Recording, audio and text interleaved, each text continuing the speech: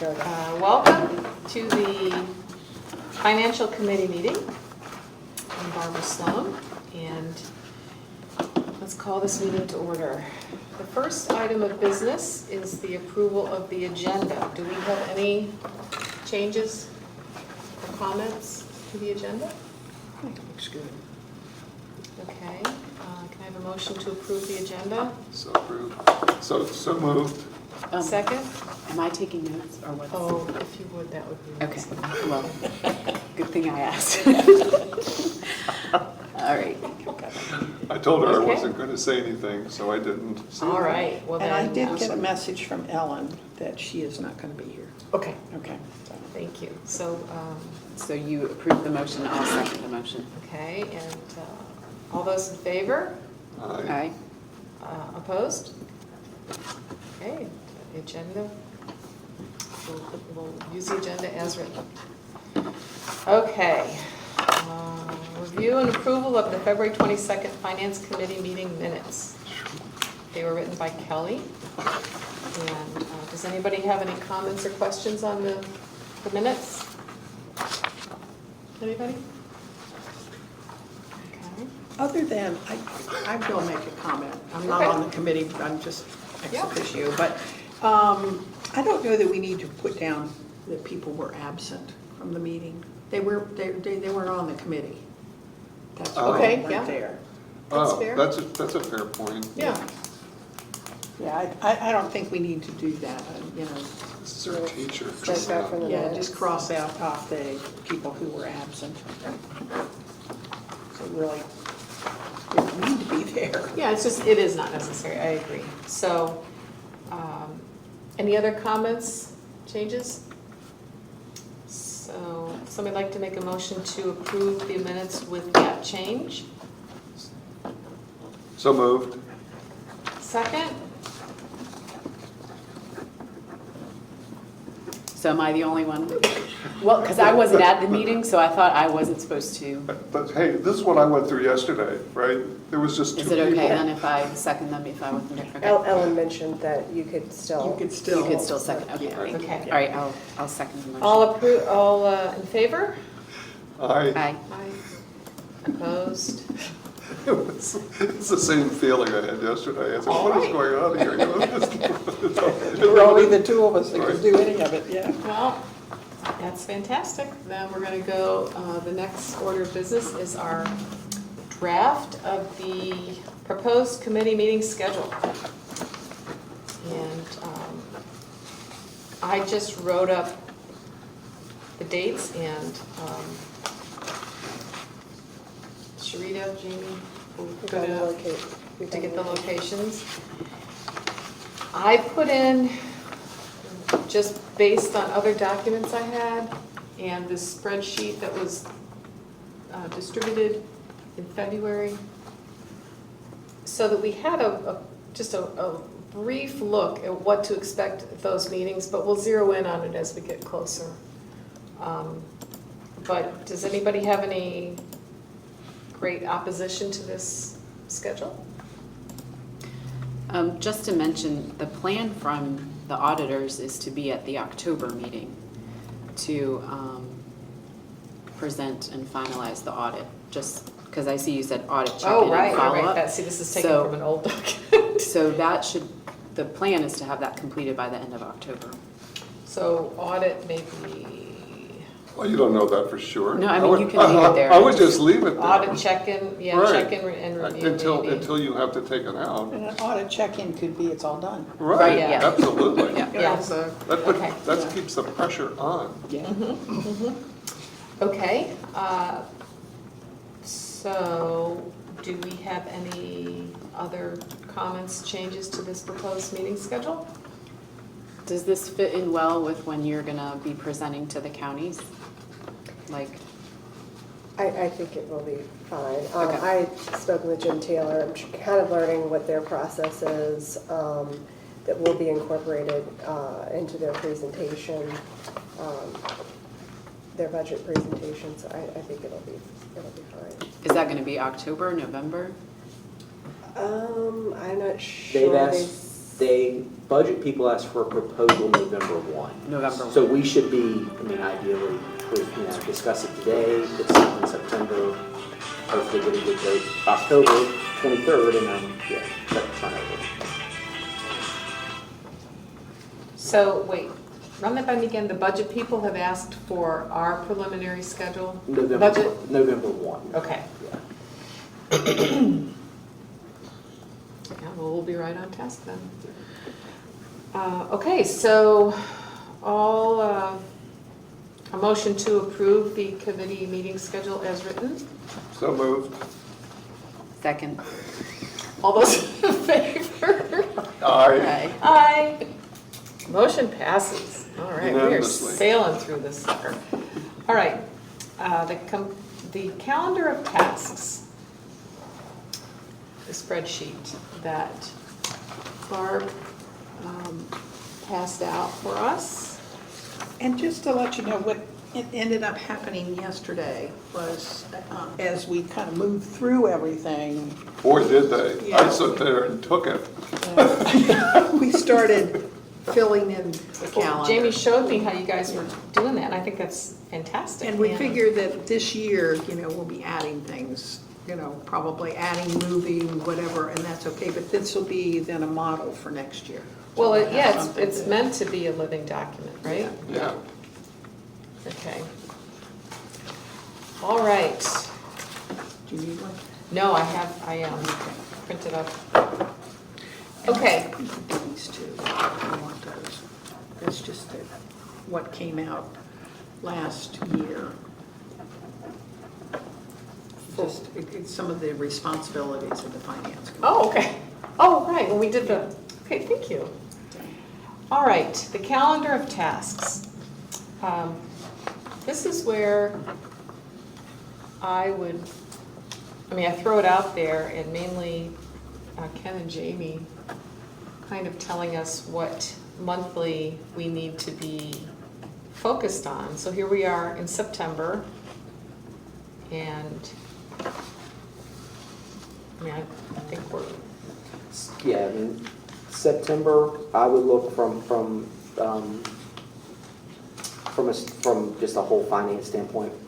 We want to propose budget, a staff proposed budget to the board in September. We want an audit update. We're progressing with the audit, July and August. September, we're kind of into we've provided our stuff to them in an ideal world, which is where we're on now, the sort of schedule we've got, and then, an audit update in regards to sort of what sort of feedback we're getting from them. October, we're looking at presenting a board budget, proposed budget to the board for the upcoming year. We're hopefully looking at the financial statements and the draft, an update, I'd say just an audit update, but closing that out potentially at the end of October, even with the audit being complete and the statements being issued. November, board task-wise, I think that's more just a communications deal with the library staff communicating back to you guys about what we're hearing back from the localities in regards to our proposed budget or changes that are starting to show up in regards to state funding or some other sort of funding source maybe that's come about since we proposed that we didn't identify.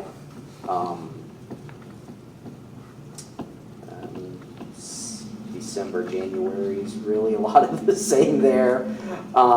just reporting from localities and just updates. Yeah, sort of updates. I would say late February, early March should be when we start seeing actual localities approving budgets, proposing budgets themselves. So we kind of see where we are there. Did they take what we asked for? Did they reduce it? Is there some difference? Ideally, we'd hope they would communicate, we would know before, but once they issue those documents, that's sort of when we really know what happened. There's never been surprises. Well, there's been surprises in the past, but we've still kind of known about it. So that's late February. Yeah, late February into March. Okay. I would like to think April, we would have some of that data to commit, to basically submit a, feedback from localities, truly proposed budget to the board, and then May or June, our board to vote on a new budget for the upcoming year. May would be great. I do get a little nervous when it's June, to be honest with you.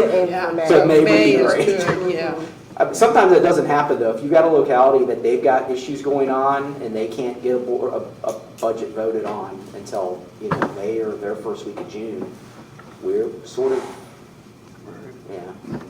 What's the point in time that you get input from Hanover as far as, have they already told you, like, we want you to work on this percentage salary increase? We want you to- Yeah, I mean, they've already given me that back, so Okay. we're early September. Early September, is when you get that. happened. Okay. I got the first round, or I got the information the other day. Okay. And that's set 3%?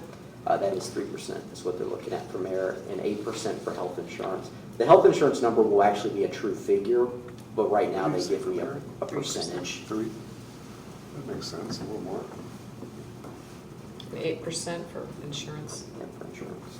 Is it sort of typical 8% health insurance increase? Because I know that's what it was last year. It is. In the initial round. It's pretty typical from their budgeting standpoint. I'll get a fixed cost, and it won't, what they'll provide us is actually an actual physical amount I plug in and then sort of divide back out to get it to the branch level. Like, how much is it per our, 32 full-time employees and our 2 part-time employees with benefit. But yeah, I mean, that's what Hanover's budget director gives me is a percentage to work off of for right now. They're pretty close. I mean, yeah. I know we're not talking about specifics, but is it okay if I ask another more specific question, or you want to leave that till later? We'll leave it till later. No, go ahead. It's okay. It's open Well, I forum. just wanted to make sure when we talk about budget FY 2026 that we've incorporated the changes to the Department of Labor policy with, okay, so you'll talk about that when we get there, okay. You are so on top of it. The Department of Labor policy. Yeah, we had heard about that with if you were exempt or non-exempt, and the overtime and whether your salary had to yes. increase to be able to, yeah. Got it. So, and I knew it didn't affect this year, but it was gonna start affecting even next year in this fiscal year, right? Yeah, it goes into effect. There was a stopgap that went into effect July 1 that we were above, so we're good. There's a measure that goes into place January 1 where we do have to clean up at the branch manager positions to go ahead and fix that. And then, but yeah, I built that into the 26 year. Okay. Yeah. All right. So in June, did we say June is? That's a fallback approval. Yeah, sort of a on the budget. fallback approval. Yeah, I mean, ideally it'd be great to do the actual Already approval in May. You want it done in May? If we got to do it in June, we do it in June. I just get a little nervous for 2 or 3 weeks. Because our meeting is so late, if we don't approve it, you don't pay anybody. At what point do we like to amend the current fiscal year that we're in? Because I know that's something we've, I would say we would want to look towards putting a proposal together in December and then having the actual amendment done. I mean, committee level wise, I think with our committee schedule,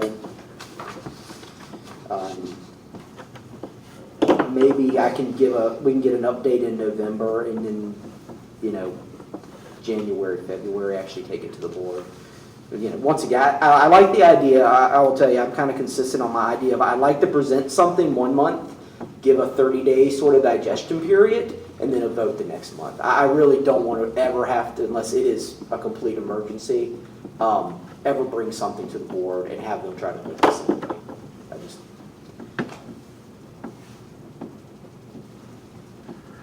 So. But that's my 2 cents. I think Okay, that good. makes a lot of sense. Yeah.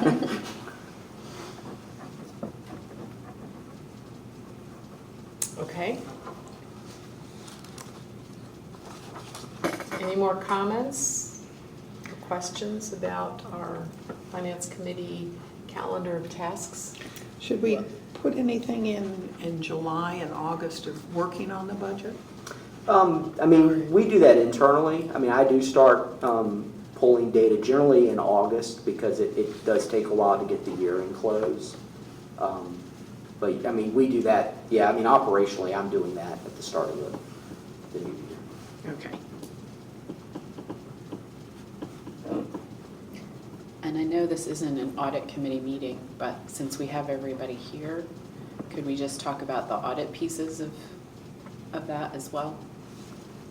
For the calendar of tasks? Oh, yeah, I mean, August would be, I guess July would be ideally proposing a designation of fund balance, with August approving a designation of fund balance, just like we did this year. Mhm. Yes,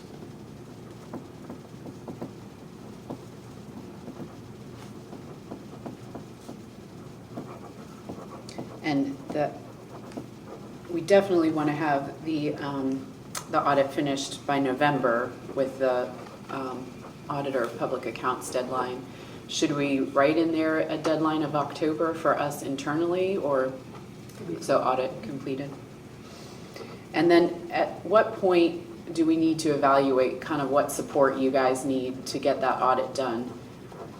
Is that something we're just going to build in, or, you know, like over the past months, we've, you know, wanted to make sure you've got the resources for PB mayors or whatever. At what point do we need to start looking at that for the new year, just to make sure you have what you need? Or we could always do like a kind of a wrap-up kind of deal after October to see sort of where we stood, you know, successes, failures, bottlenecks. When would you start collecting things next year?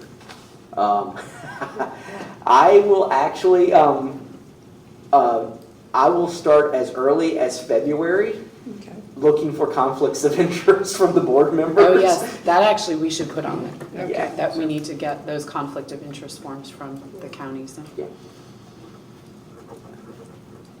And then I'll gather preliminary information, like in June. And we'll gather then, you know, the other information starting in August. Generally with most auditors, they have some preliminary stuff they ask for before the end of the fiscal year, and they have some post stuff Okay. they start to ask for. So you get some in May and some in June? Some Or in June and some in August. Start of the In year. August, okay. Okay. Yeah, June is still in the fiscal year, I forgot, sorry. Well, and it seems like with Hanover County, it's kind of going to be more September when they're going to get us stuff, right? I saw a lot of the payroll personnel stuff's only coming in kind of now, and we're still waiting on donated services, although we've heard it's coming. So.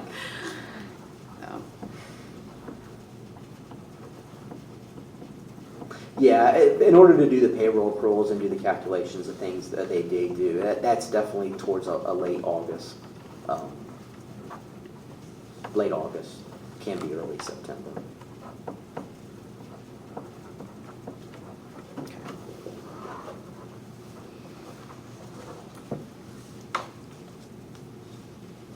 Okay, That's good.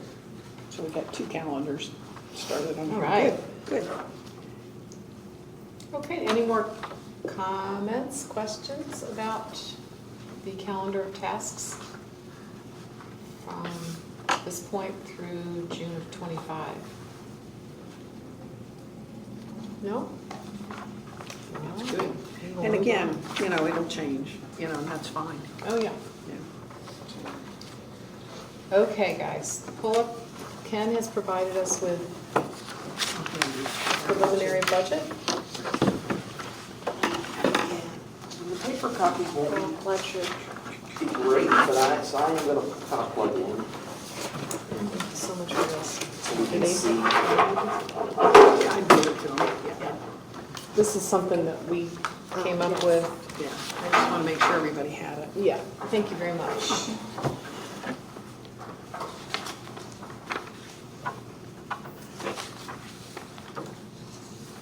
That's not going to look like.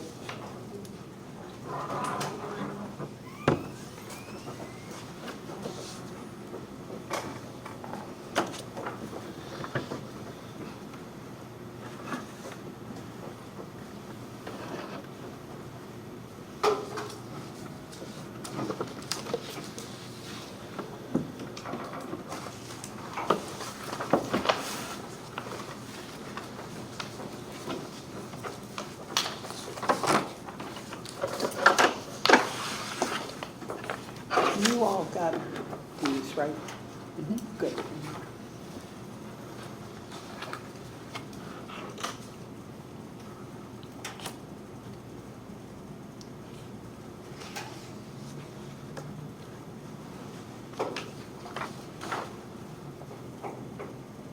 And this budget's based on 3% increase, right?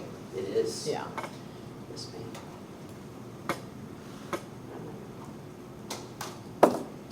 Didn't pay the electric bill.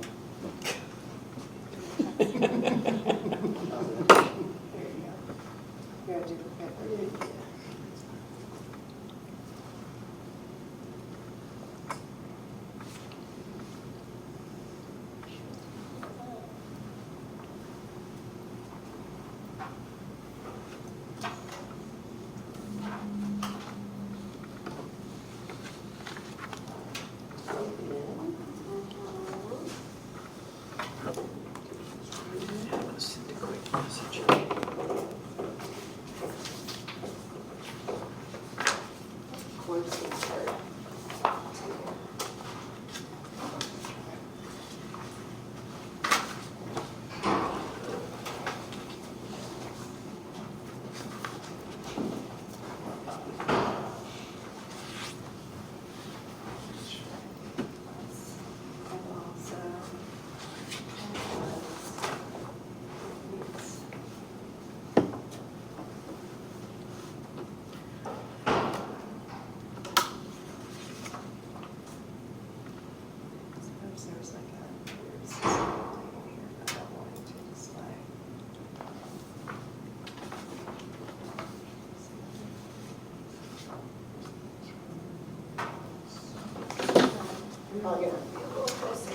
I'm gonna run to the ladies' room real quick. Sorry. No, that's okay, it gives me a chance to.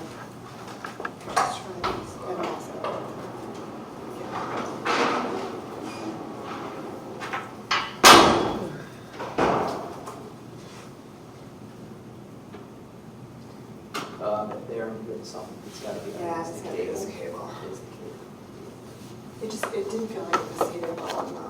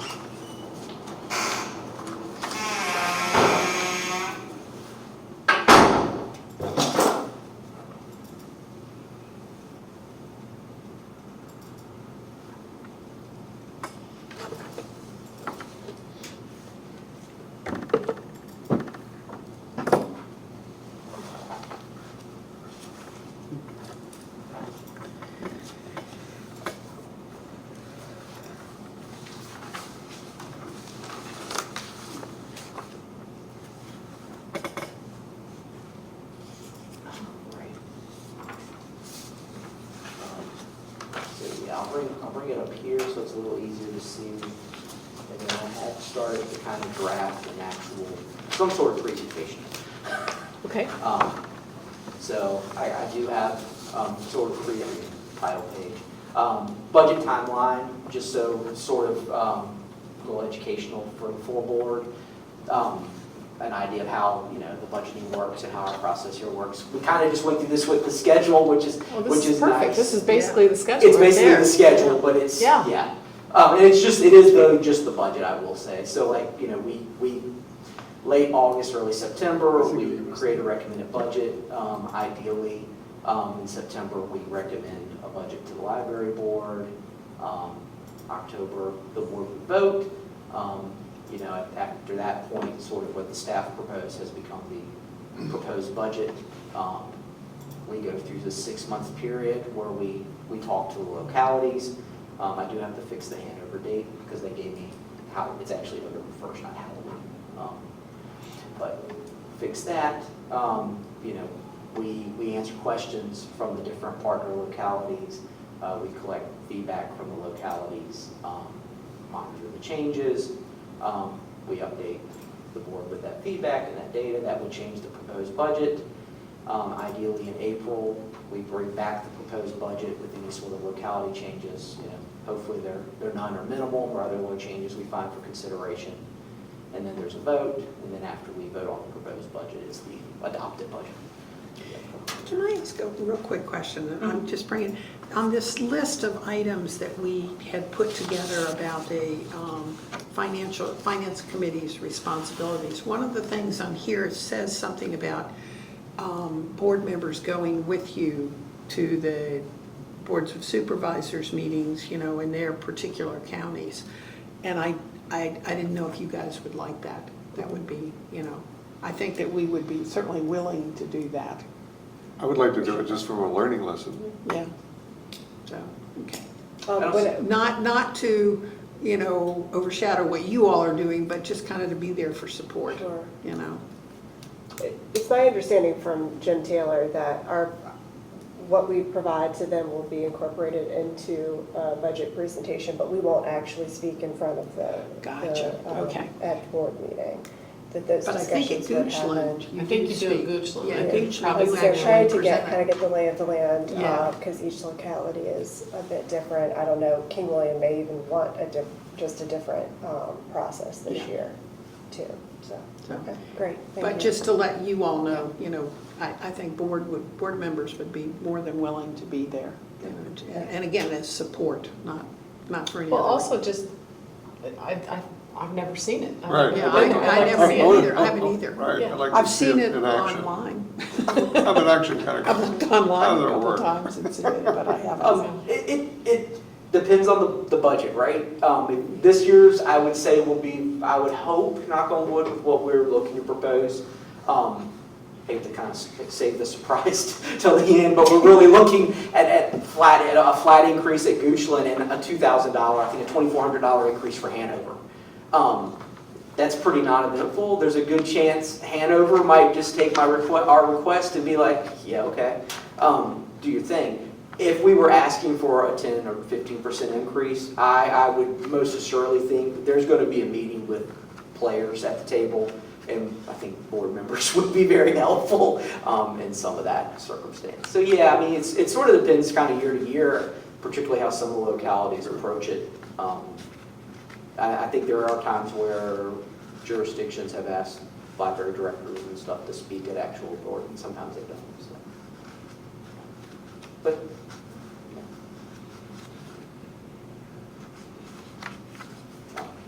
that does happen somewhere between sort of that November to March timeframe. Just so you're aware, sort of when that would fall, if it falls.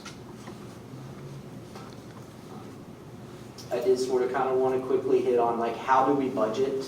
I mean, we could go in the rabbit hole on this all day. I don't want to do 200 slides for you guys, but it's just sort of this idea of we look at expenses first. So like books and materials, it's sort of a review of like the circulation numbers. We're looking at price changes in services and items, just the cost of stuff being more and less. Continuing education, we review, you'll see this theme a lot. We're always kind of reviewing what happened last year, were they one-time expenses, reoccurring expenses, and then we're estimating monthly cost for the new fiscal year because we're looking at price changes in services. So particularly, you know, telephone and data is pretty easy. Utilities can be quite tricky. I've messed up on utilities in 24 the last 2 months of the year. Wow. That was bad. And then just sort of looking in general with our contractual stuff, like increases in pricing contracts. Like, you know, is this the year we paid X and now we pay X plus an additional 10%? So things like, you know, we have that with rent. We have 3% increases in rent for the administrative center. Other rent contracts actually remain flat year to year. But, you know, we look at kind of stuff in those line items to get an idea of what our new costs are going to be. Have we added contractual services, taken them away? Supplies and equipment, once again, we're sort of reviewing the prior year's purchases and sort of keeping an eye on what new items we might have to have in there. We're always trying to look at changes in pricing and services to see if we can get a better deal. We are very opposed to paying for shipping. That's a like personal thing for me. I don't have to pay for shipping. And we review price increases. We'll get stuff from, you know, the janitorial services, or it's the supply room is the big one that we use that's on contract. And they'll kind of give us an idea of stuff that's, you know, going up. And toilet paper is going to be more this year, paper towels, stuff like that they provide. To kind of get an idea for supplies and equipment. Insurance, the insurance can be a little tricky. We review the prior year's cost. The one where we do get tripped up on is we don't know, because when we have new facilities come online, which we've had an expansion with West Point, and then we've got Mount Hillier, that sort of catches us. We kind of actually almost have to wait until Versa bills us to get that estimate. But we know pretty quickly, like I already know now, the Versa bill is like the first bill of the new fiscal year we pay. So I already know as of today, did I budget last year enough for insurance or not? So we kind of get that information quick. Vehicles, we typically look at the prior year's cost, and we try to kind of figure, you know, what's the abnormal we paid for versus what's the normal. We had van vandalism this year, so our expenses were higher. You know, I don't want to count on van vandalism every year. So, you know, some of that, you know, you have to kind of look at, you know, what you're really planning to do.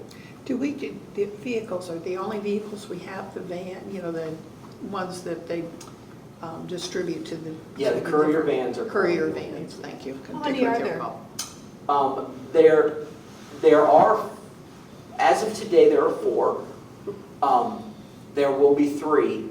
We have 2 Dodge Caravans that are from the mid-90s, 96 and 97, I think, are the dates. One is at Fleet right now. It's not really drivable. It's about to be a surplus. We have our other 2 vans, our white Ford Transits, are approximately 10 years old. So, you know, when we start kind of looking at capital spending, I think fleet management is one of the items we might have to put on the list, because we are looking at an aging fleet. And I will say, I know the 24 cost for just the standard vehicle repairs were quite a bit up this year than what we normally dealt with in previous years. And I think it is because our fleet's starting to feel some How many miles do we put on those things a year, do you know? They are in service, I know 36 hours a week on average, 36 to 39. All the vans are plus 100,000 miles at this point. So we're, you know, even with the ones that are not quite 10 years old, we're looking at probably 15,000 miles a year. Mm-hmm. Okay. Depending on what counties decide too, it could determine how many you need. Yes. With payroll, we pull a list of everybody's, the current positions and wages. We calculate the new merit, we calculate insurance changes payroll to kind of figure out and budget our payroll. Oh, I jumped ahead, or I jumped back. We verify the potential working hours match the position. And what I mean by that, I'll kind of show you on the next sheet. Our library service specialists are scheduled for 19 hours a week. You know, I'm looking to make sure, particularly since we do have a lot of part-time, and we don't have people that are working enough hours, that puts us in that area where we probably should be providing benefits and we're not. So it's sort of making sure that matches up. And then the big thing we do, and I can kind of show you that, which starts to get kind of super inside baseball, is we're verifying our branch hours and our staffing is meeting the needs to run those branches, which we inside term call desk hours for budgeting purposes. We figure out the expenses first, and then I figure out the revenue. So when we look at revenue, we look at the state aid. verify with the Library of Virginia, our amounts. We always generally start with the last year's fiscal year amount as our initial baseline, which is what we have in the proposed budget now, but that's an ongoing process. So the Library of Virginia, from now until then, can come in and say, oh, no, PRL, you're up, we actually have another 15 grand to give you, or something like that, and we have to recalculate that in. When we look at the revenue from the reserve fund, we kind of look at what specific items and services are being funded from the designation of the reserve fund. We know currently our committed is what I'm really looking at there, and that is our rent for the administrative center this year. That could change as we have other projects and initiatives that come online. We look at the expenditure refund. We talked to E-Rate, which is a consulting service that is used that helps us with the E-Rate program. And then we also have to kind of look forward.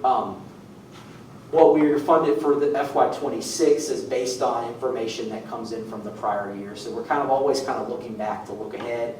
So we got to consider when we make changes in our telephone spending, which is our datacom and telephone, that does increase our E-fund, our expenditure revenue, our E-rate money.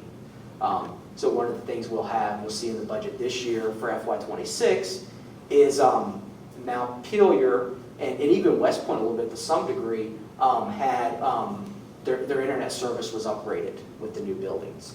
The counties are spending more money, but there is a rebate to be had because they're doing that. We look at the other revenues, which is our fines, our charges for services, our lost and damaged items. That's typically just sort of a review of the prior year's revenue. Did we budget appropriately? Did we not? How close are we? The other part of that is investment income. This one, we generally lean on Hanover's treasurer's offices, part of our treasury services, for direction on that. We are in FY26 because it was increased what we saw for 24. We have raised that. In FY24, it's $131,000 is what we earned.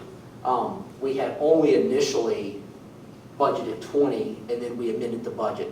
So starting with 26, it's still a very conservative estimate because you don't know how the economy is going to go, but it's $65,000. A lot of the lower conservative numbers over the years, they just come on the back of COVID.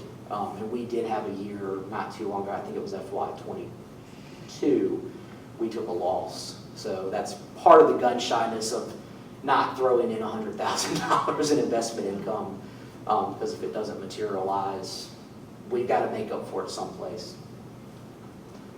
Donations, we always have some regular donations. The trick there when we're looking at donated income is sort of those regular donations we get annually from the irregular donations. And when I'm speaking of the irregular donations, I'm looking at donations we get, estates of people that have passed away, or trusts that have been set up. That sort of stuff is sort of irregular. The regular donations are the small $100, the $50, donations from friends groups that we count on for just our regular business. And then finally, the last piece of revenue I look at, because I want to make sure we collect all this before we pass anything on to localities, is we start looking at the partner localities contributions. And from there, the one thing to make note is the partner localities, they do bear the full burden of the branch expenses. So if they want to operate a branch, at 80 hours a week, sure, this is what it's going to cost them. If they want to do 40, that's how that works when we determine that. And the thing we've always done is shared services are the first thing we cover. So if a partner locality does leave us with a shortfall, we make sure the shared services are covered, and then the branch expenses are adjusted to reflect that.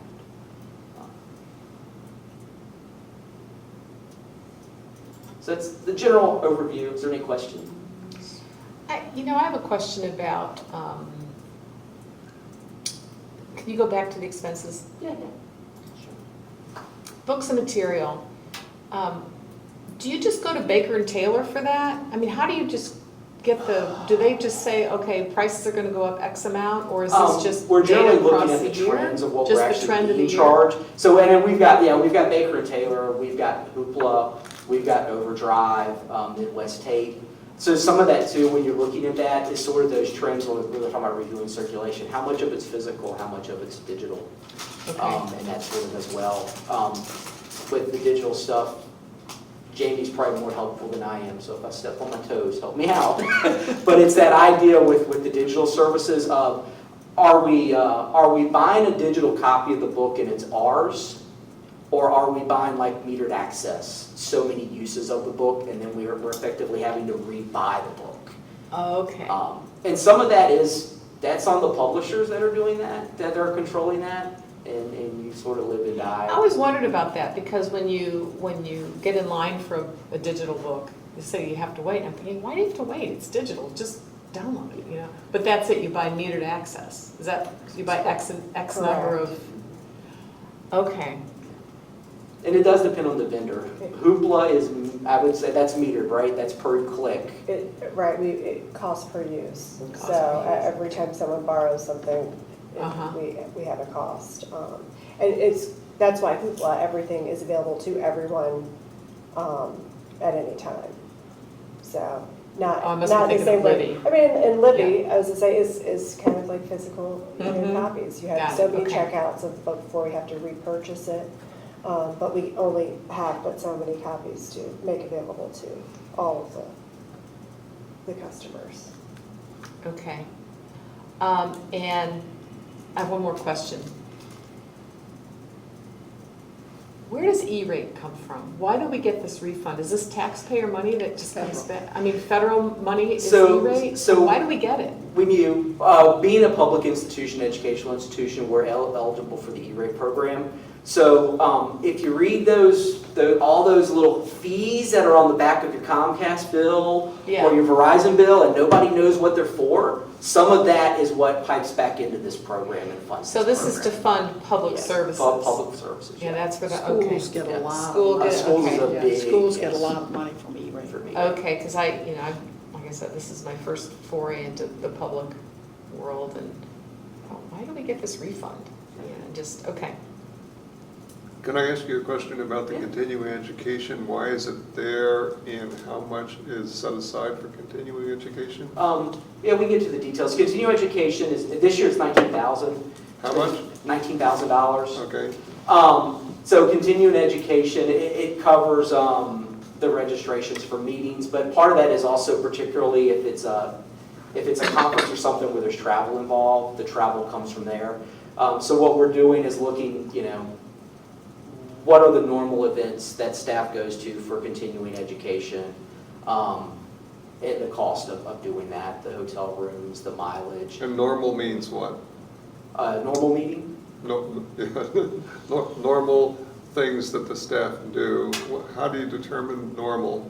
It's generally just stuff that's annually transpired, the annual Virginia Library Association Conference. Does everybody go to that? No. So, We typically, for annual conferences like Virginia Library Association, Public Library Association provides a conference every 2 years. Right. That we will ask people to take a look at the proposal. Typically our administration managers, and take a look, see what the schedule of programs are. If they're interested, they would need to submit a proposal with the sessions that they would like to attend. We look to see how many people we get that are interested, and then decide based on how much money we have. Okay. Do you ever ask I think one of the things that in education that they would do is say, if you want us to pay for you to go, we want you to present at that conference. And so you have to submit a proposal to the conference to, get a. I have slot, but- presented at Virginia Library Association conferences.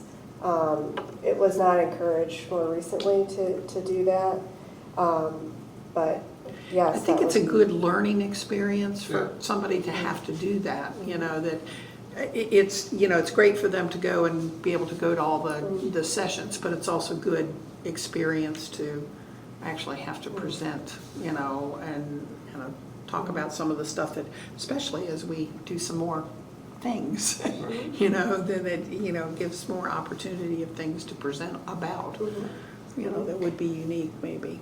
Because you know, with the personnel committee, and I'm just learning, but is there any requirement that a certain level of staff in the library has to have continuing education in order to remain, like a professional engineer does? You know, there's so many hours they have to do over a period of time in order to keep their license. Sure. We have internal training for staff, competencies that they have to meet as part of their training. We also do, I mean, something that's included in this as well are webinars, different trainings that are, there was one I was looking at, asking to go to about new directors. It was kind of a 3-part series that looked interesting and of value to me. But really as needed, there's also, so we have sent people to YALSA, the acronyms. It's a youth symposium for youth specialists in public libraries. They have, when a conference comes nearby, now some things in Seattle, we typically are not going to go that year. If VLA, Virginia Library Association conference is in Richmond, we can actually send more folks. We don't have regular outside training sessions that are required for people to attend as part of their So there's not really a regular certification process. There is not. Okay, I was just curious. You know, beyond our annual evaluations, and then they would have their forward focus goals in those.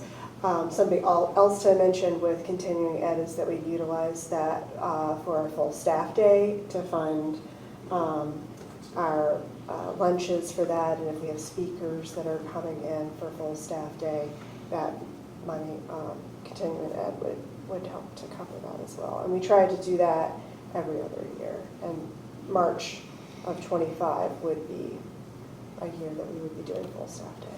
What is full staff day? So we take a day to close all of our branches for an in-service training.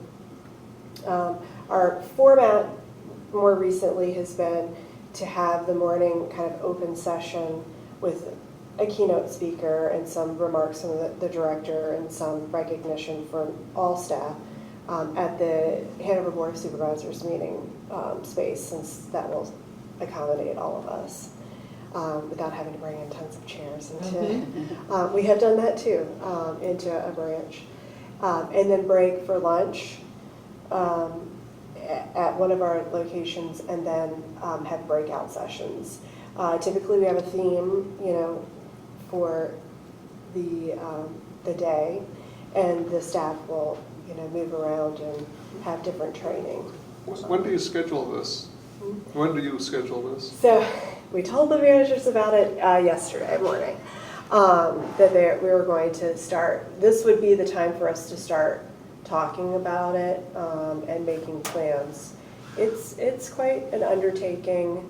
You're doing your own little mini conference is what you're It doing, yeah. It is. I mean, we want it to be, you know, valuable to staff.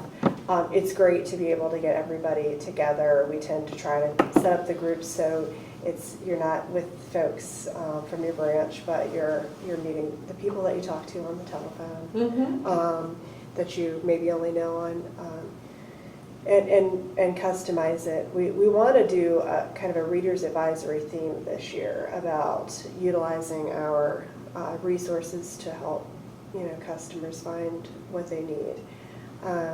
I know Library of Virginia offers some assistance with full staff day trainings, so we'll be reaching out to them and hopefully lining up someone for the morning. Do you usually use Library of Virginia for your keynote speaker, or how do you determine who you're going to have? I mean, is it an author? Is it a, you know? It has been. It's been story. You know, you can have storytellers. We've had it where we've had just sessions all pretty much all day and not had a main speaker in the morning. Last full staff day, Dennis Walters spoke, Lisa Varga, the executive director of the Virginia Library Association, spoke. What am I missing? Tom We had directors. yeah, had done directors a kind of presentation as well. We were really coming out of, COVID, so that was kind of, for us, it was more of like a reflection, time to reflect on what we did, and so that we've had other outside speakers. I've been to quite a few full staff days. But we've kind of changed it up. We were kind of wondering this year, last year we had it at Atlee. It was our new, not last year, but last full staff day had it at Atlee. It was our new building. So Montpelier would technically be our new building. We were kind of wondering if we couldn't utilize maybe some of the Parks and Rec space, Right. work with them and do it there. Yeah, sounds like a which good would be idea. great. But we, Good I mean, our meeting in October's there, right? Montpelier? Is that Supposed correct? to be. hopefully. Maybe Because changing the we say- location. When everybody asks, when is it going to open? We just say it's a rolling 4 weeks, in 4 weeks. And then the next week it's 4 weeks. So we That's will, exciting though. we are hopeful that yes, we will be, Kind of a fun thing to do. have a grand opening and be in that space for the October meeting. Good. If not, we've used Mechanicsville branch, Atlee branch. We've used the, what do they call it now? The Museum of History and Culture downtown. We've used their Yeah. space Oh, before wow. Richmond Public That's- Library's that's meeting nice, right? spaces, the Hanover Tavern. We've done quite a variety, but it tends to be a full day, a good day of, That's great. It is, it's good. Do board members ever get invited? they do. We've had, absolutely, you're able to come for the whole day, part day lunch. right, It's love really it. up to Yeah, you. that I would be mean, we've great. had some board members that have like, yeah, put me into a group, and we, I We're would happy to love do it. that. Just Hey, I'd love to to do see that. what's, I think see it'd be what's good. what. Yeah. Yeah, and that's for next March. That's when you're supposed to do it. yes, in but March. this is the time that we would start planning for that. You need one more thing to do. Bring it on. Yeah, right, come on. Okay, all right, so, Sorry for interrupting. Sorry, that was. no, that was good, that was very Sorry. interesting. I didn't know about that. Moving on. So sort of kind of in conclusion, these are some of the sort of guidelines that we're using to try to figure out, once again, kind of more inside baseball, building the budget. When we're calculating shared services, how we calculate it, so we look at the population of the counties. We are using the last census data, so in this case it's now the 2020 census data. We get it from Weldon's Cooper Center. They do estimates, but this is the 2020. Of course, we add it together, we come up with a total, and then that total we divide back out. So we're looking at, ideally this stays the same for another 6 years until we get to 2023 or 2030. So we've got King William at 12%, Goochland at 16%, Hanover at 72%.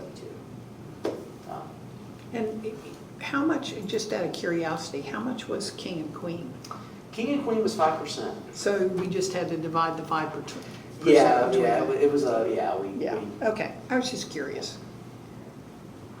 because if King William I was saying that's a goes, we a got bit more 12%, we gotta divide out. Mhm. Yeah. I kind of mentioned before about desk hours.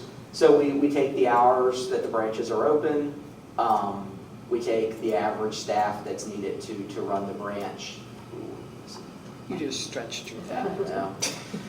Get all pointy and clicky.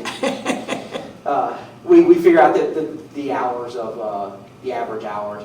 The half hours is not a quarter or a half employee. I always kind of joke about A that. lag. It's that sort of overlap that you have with particularly Mechanicsville. And what we're projecting to be Montpelier, which will be a newer facility, it'll be more people. So then from there, we have a calculation of desk hours, and then for the managers, we do, the expectation is for the managers to work on the desk, so like you'll see Janet up front here. And then we have the hours per week, so we can kind of factor that in. So I'm looking at, I've got 100, and I guess an easy math here would be 104 hours at West Point, but I know our manager's on the desk for 22. So I'm looking, when I check my budget, to make sure, do I have staffing that is filling those other 82 hours of the week? That way we're budgeting, trying not to over budget, trying to keep it within reason. Get to the good stuff now for 2026. So sort of what my idea here is just sort of giving you guys a very broad sense of like our challenges, and then how we sort of meet those challenges before I get like into the nitty gritty. So our challenges for 2026, obviously, it's keeping with competitive salary. So you're looking at merit. We have an increase in health insurance costs. We have an increase in utilities and data communication costs. We have new branches, changes in their data. We have just increased cost programs and supplies, and then an increase in contractual obligations. And then how we meet those, well, we do have an increase in state aid this year. That's pretty healthy. We have an increase in expenditure revenue. I've looked, wow, man, I am just all about wanting to spoil surprises. We have an increase in other revenue, particularly in the investment income, where we're sort of looking at budgeting a larger budget for that based on the trends we've been seeing. We use of the reserve fund. And then finally, the last thing to meet those challenges is an increase, if there is one, an increase in contributions from the local partners. I keep putting that last because that's really the last thing I go to before I'm looking to, I'm trying not to send back an increase to the localities whenever possible. So you'll see it's on there, but it's always at the last of the list because systematically that's the last thing I'm trying to do. Because once I tell Goochland, yeah, I need another $10,000 a year, it's kind of forever. Yeah, So, that's true. I don't want to do that. Now I'll get into the specifics, sort of the concept of how I budget, how we budget at PRL, sort of the budget highlights for this year. So our budget highlights for this year will be, in the budget, increase open hours for Upper King William and West Point, moving them from 40, where they're at 25 right now, back to 52. Merit increase for the staff of 3%, a health insurance increase of 8%. One of the highlights is state aid for the fiscal year. As it stands right now, will be $713,000. That's 10% up from 24. The proposed budget includes no new full-time positions. It actually includes no new positions, but full-time is kind of the big one. Part-time positions with hours.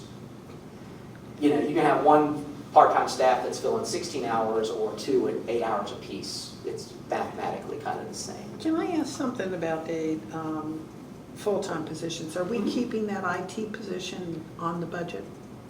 Okay, good. As long as we have King William County, I feel like we can do it. Good. Okay, because we need that. So we have that, I didn't hear your question. in the If budget. we still have the IT person on the Oh, budget. yeah. They were I hope on you the were budget asking that last year, question. yeah. Right, so that is in the budget. It is in the budget. This budget for 26 that I'm kind of getting to the nitty-gritty of presenting, it has no new positions, but I'm not having to remove positions. Do you have a position description already written for that person? No, it is something that we need to create. The position with the person that retired was a supervising librarian. And I know that we want to, we're not recruiting for another supervising librarian. We need a focused IT project manager. So we will need to create a job description for that.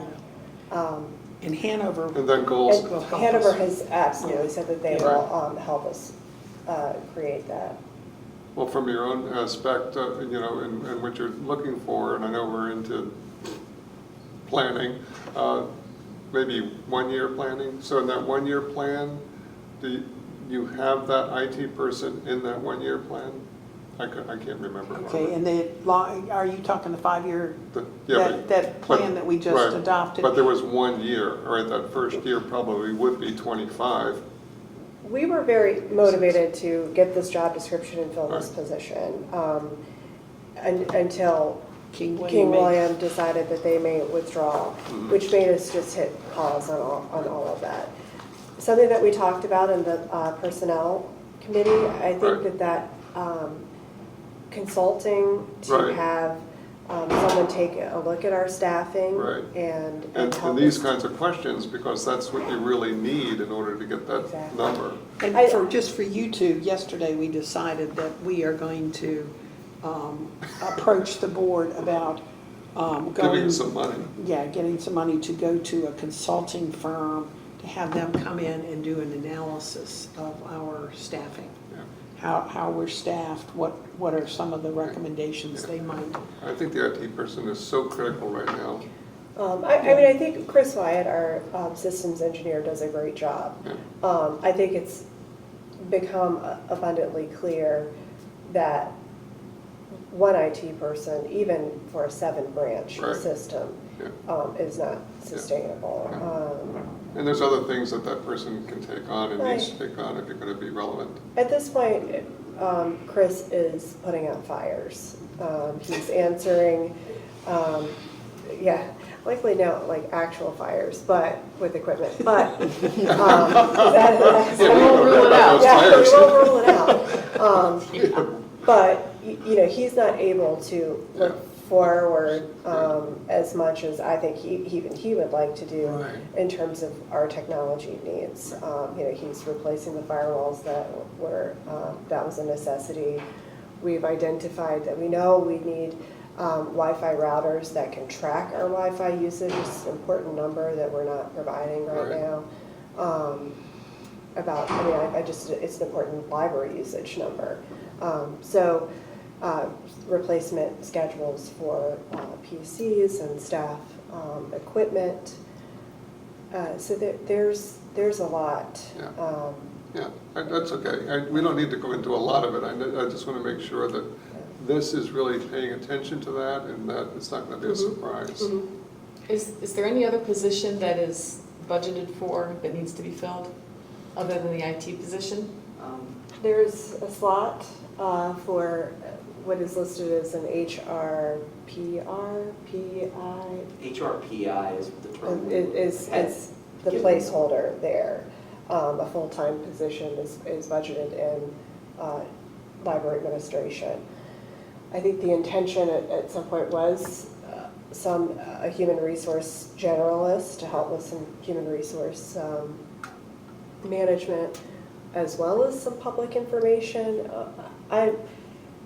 The concept, these are two things that we do identify as needs, but I don't know that we're going to find the one person that is going to meet both of, to have that specialty that's going to meet both of those needs. But that's something that we need to kind of flesh out. Well, one of the other things that Ellen said is maybe we can take advantage of some of the work that they, and people that they have in Hanover's HR that can be tied to somebody that could maybe do more of what I need and have somebody else there provide most of the grunt work in order to get it done. Yeah, the HR position, I think, would truly be sort of that liaison, that bridge back to the county's HR Right. in regards to their payroll system. Right. Their onboarding system, which we don't use, but I think there would definitely be benefits to kind of getting on board with that program. Right, exactly. Yeah. And even just honestly, as a backup in case, right now, we are in a position where, in regards to like just keying accounts payable, we have one person that has the permission scope to key because we're two people. They key, I review and approve. Jamie can back me up and approve, but we don't have another person administratively to key. So when that person goes on vacation for a week, they really work hard the week before to keep payroll. And if something, hopefully we hope for a week, nothing comes up that's got to be paid, we've got it all taken care of. And I do the same thing when I take a day off, is hope and pray that I work everything and nothing, So like an HR position. We're not very deep, in other We are words. not in the bench Called yet. Not at all. No. I mean, so that HR position, they wouldn't be called on maybe to do it all the time, but it would be nice that if we needed somebody to key that Just that emergency cross-training. invoice, that cross-training would be. That would be great, yeah. Right. I think we're gonna get a lot of good Yeah, information from that survey. from that service Yeah, if we can, right. if we can do that. Who does that kind of work? There's a company that we know of, Julie had found them right before she left. When That was the center. Yeah. The But they nonprofit will Center for provide- they will Excellence provide has some some of those resources. They have some access of to it. some consulting. Oh, I'm okay. also going to reach out on the library directors listserv and see if anybody else is, who they have used, and speak with Library of Virginia as well. They're a great resource. And when that person comes in, hopefully they'll be able to, hopefully we'll have a little bit more information from King William at that point. Yeah. But if we don't, I'm hoping that they can We're kind of working- help we're- us, we're working on that. what's the difference between 9 libraries and the 7 libraries, Yeah. when we're talking staffing too. That, we just have to, Yeah. we have to look at it all. I mean, another aspect of this, we had a full-time admin assistant and shared services, and then two part-time, and those 2 positions have not been filled. Cindy, who is referring to this King, doesn't have time to do the admin. Was she a web person too? Yeah, that's No. Carolyn, who's also doing adult public services coordinating.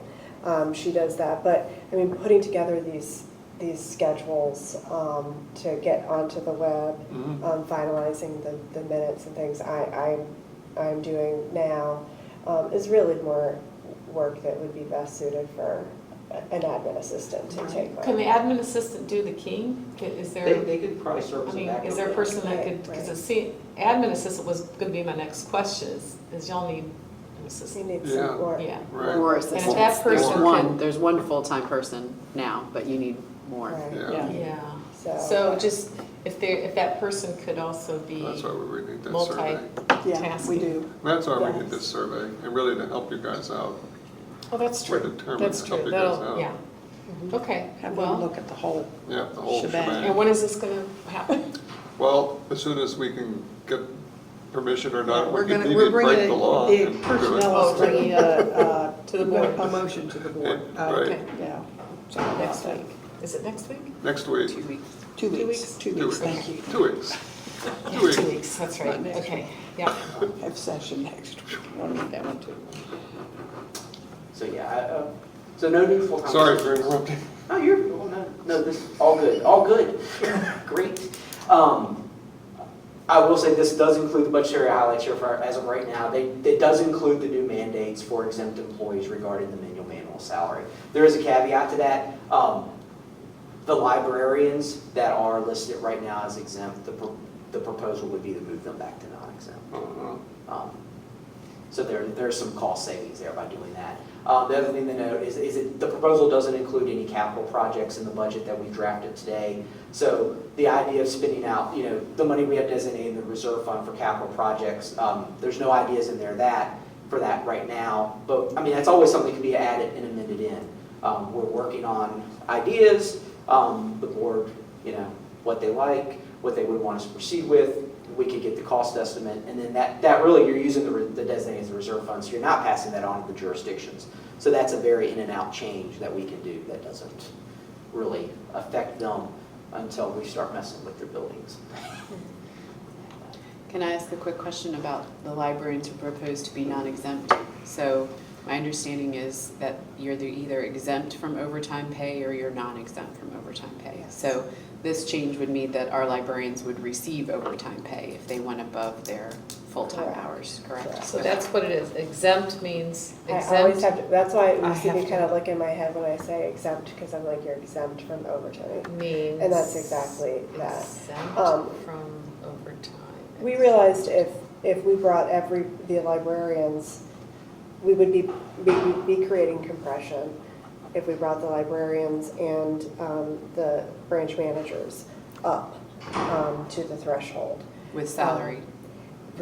Exactly. And our branch managers things come up all of the time when you're operating a public facility. All right. That you're, needing to speak with people after hours because you have somebody that is sick and you need to schedule, or a facilities issue that you're being notified about. So it is critical that our managers remain exempt so that they work as needed. I always say, when as a manager, if I have somebody that is sick and I can't find a staff person to fill that schedule, then it's me.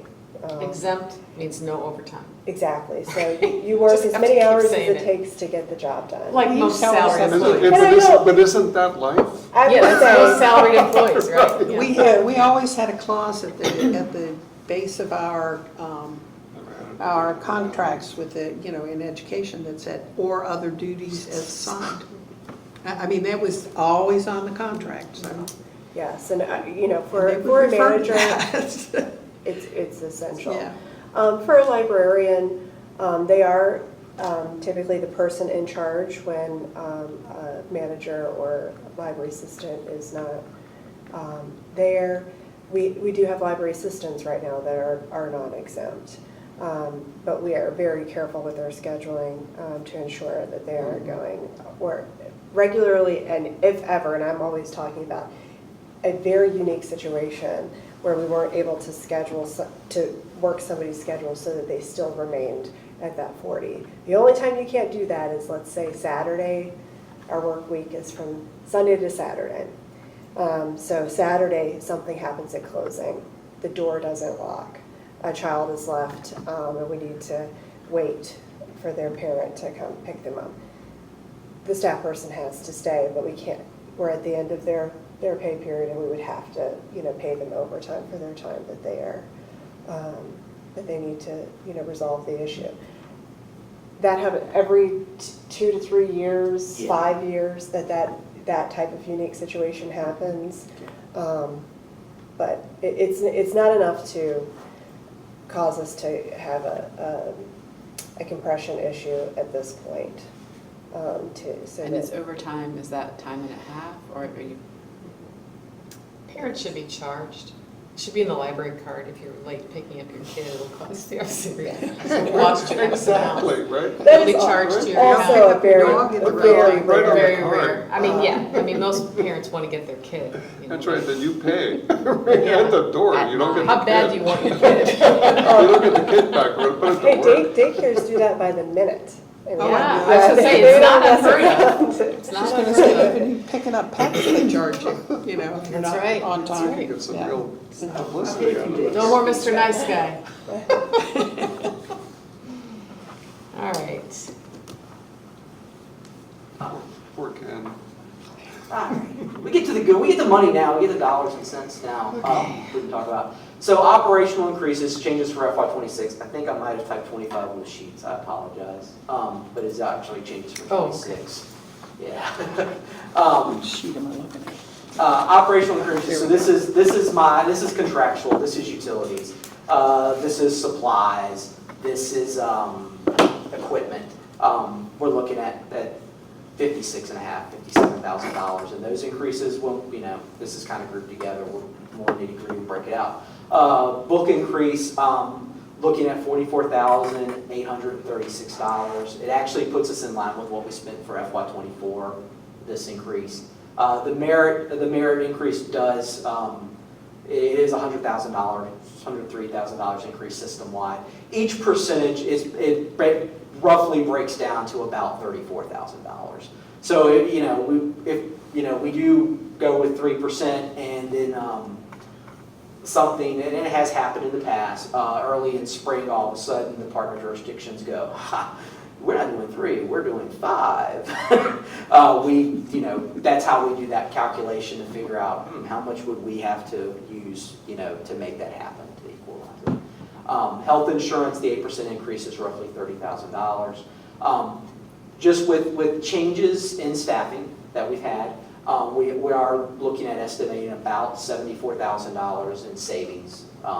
So I put that there to offset that. So total increased overall budget changes, I'm looking at increasing the budget roughly $160,000 from '25 to '26. The good news is now where's that money coming from? A little bit is coming from the reserve fund spending. The $3,100 is basically the increase in rent for the administrative center. A lot of it is coming from state aid. The 10% increase in state aid is $65,000, almost $66,000. And then because of sort of looking at the trend with our investment income and how that's going in some of those other areas, we're looking at additional revenue there, increasing that of $58,000. So when we get down to the changes, we have minimal changes for our partner localities. The exception is King William, and we sort of hop over here to the good stuff. The numbers are just a little different, so I miscalculated one there. But we're looking at a flat change for Goochland for this year. We're looking at Hanover with a minimum increase of $2,000. King William, because they didn't fund anything for 25, really is probably paying more for the 25 than they are for the 26, but it's $38,000. It does take them back from 40 to 52 hours. What was the 25 number? The 25 number for them, we were asking, it was, their 24 number was 602, and we were asking, I believe it was 643 or 644. I was going to say 6-4, yes. Well, So- what I mean is, like, what was the, out of that 38,333, how much of that is what was not paid for 20? It's hard to say because we go back and zero budget, back everything in to build it back out. Okay. I just wondered if they're going to say, well, how much do we still owe, how much do we owe that we didn't pay? I just don't remember. Yeah, they didn't pay roughly 40. Roughly So 40. they're close. And what I would strongly point back out to them is what I'm doing, how we're making this work this year, and we can look at it on the shared sheet. The additional money we're taking from state aid that we're using to offset books and materials, and the additional revenue, the shared revenue we're looking at bringing in, is lowering our shared cost, so we're not passing on as much shared cost as they would be. Okay. This is how I. So, I mean, do you think there's any chance they'll go for this 38,000 increase? Have So they, it's so hard have they to- asked to increase the number of hours from, I know you're taking them from 40 back to 52. 52. Have they asked to do that, or? They have not asked. Okay. So to do that, you don't but have any complaints about the operational hours of the facility? We Yeah, are there seeing, are I complaints. mean. Yeah, I heard complaints, yeah. Absolutely. And Wow. so, I mean, our recommendation is that this is what is needed to This is operate what- the this is what the library in the public- best interest of the citizens. So if they stayed at the 40 hours, how much would it influence this number? I would have to do that. some crunching on that. It'd be good to know that number. It would probably negate a lot of the increase, if not all the increase. They'd be probably right back around to the $600,000 figure. What if, and I know that they're not looking at leaving at the end of June now. They're looking at, if any, at leaving, it'll be June of 27. 2 years. No. No, June of 26, 26, yeah, end of because 26. we're, No, wait, wouldn't it be June of 26. 26? Would be Yeah, 2 it'd be years. June of 26. 26, yeah. If for some reason they said, we're pulling out at the end of this June, how is that gonna impact what we're doing? I mean, We ran those numbers early on. Yes, I did. And I've got it. I can pull it up here. It's there's a couple of assumptions that we've tightened up on since then that I would not. Yes, we had to, I mean, we went to the state and asked about Back our in. state aid. I don't think that's calculation. going to happen. I truly don't. I think that they have realized that they have to take a moment and think this through. Well, I just think it would be good if we go to them with a variety of options, Well- instead of like kind of this way or the highway. the highway. Oh, I mean, I'm not presenting, I Right, I mean, don't wanna this do- is, yeah, I don't this is want- we don't what want to do that again. what we right? recommend. I mean, if this is not feasible for them financially, we've always been open to work with them Yeah. about a reduction. Well, and it's still a good deal. I mean, it's a great deal. It's a great deal. It's not just a good deal, it's a So, great deal. He's looking There's at one it. other Yeah. There's one other thing I just want to point out, and that is in the breakdown on branches, as far as what they need to pay for their branch, I see that their rent for the Upper King William branch is $30,000. Well, that was what I mean, the Upper King William branch is going to, if they remain in the system until June of 2026, is problematic. It is. We have, Oh, with that. Because of ADA. we are not sure if we're going to be able to maintain operations at that location. So that's what I'm hopeful that we'll be having discussions about, because they've mentioned a property that they already have ownership of in that area that we may be able to move to. I have not seen the space. You don't know how big that space is? You don't know? I don't. I know that someone had asked about that and they weren't entirely sure, because they said there may be an opportunity to build on. So, yes, we may not be operating in that space. Well, I just think it could also be an option to say, hey, look, you've got this rent piece here too. Like, we could, actually, if you're thinking about a different location, like, what would it take for us to come alongside you, help to make that happen? You can save the money on the rent, solves a lot of our Absolutely. problems. Yes. I mean, We don't have to increase you next year, but we can get you back to full hours almost. I mean, it may be if they don't have the funding for renovations, that they may need to close Upper King William Branch in order to use those funds to renovate Well- a space that would be workable for them. Yeah, and also, I want to be mindful of the fact that we don't want to pour a bunch of money into a new property for them if we're not assured they're going to He was Right. stay. Right. You would have to Might have be- some sort of an agreement. But I Yeah, like there the might fact be that, some- if we have It's gonna 30 be significant cost to upgrade the ADA. Yeah, and that's Stuff. ridiculous, because we know that staying in that place is not probably something they want to do anyway. So to pay for all that ADA, which is insanity, Right. yeah. I think it would be good to have a proposal of even what Pamunkey's willing to do, what the library's willing to do, what the board's willing to do in exchange for, some agreement Right. from them. I would hope that we can discuss this with King William County prior to their board meeting on the 23rd. Because, like you said, if going up to 52, which is our recommendation, is not feasible, then, we can rework it before that.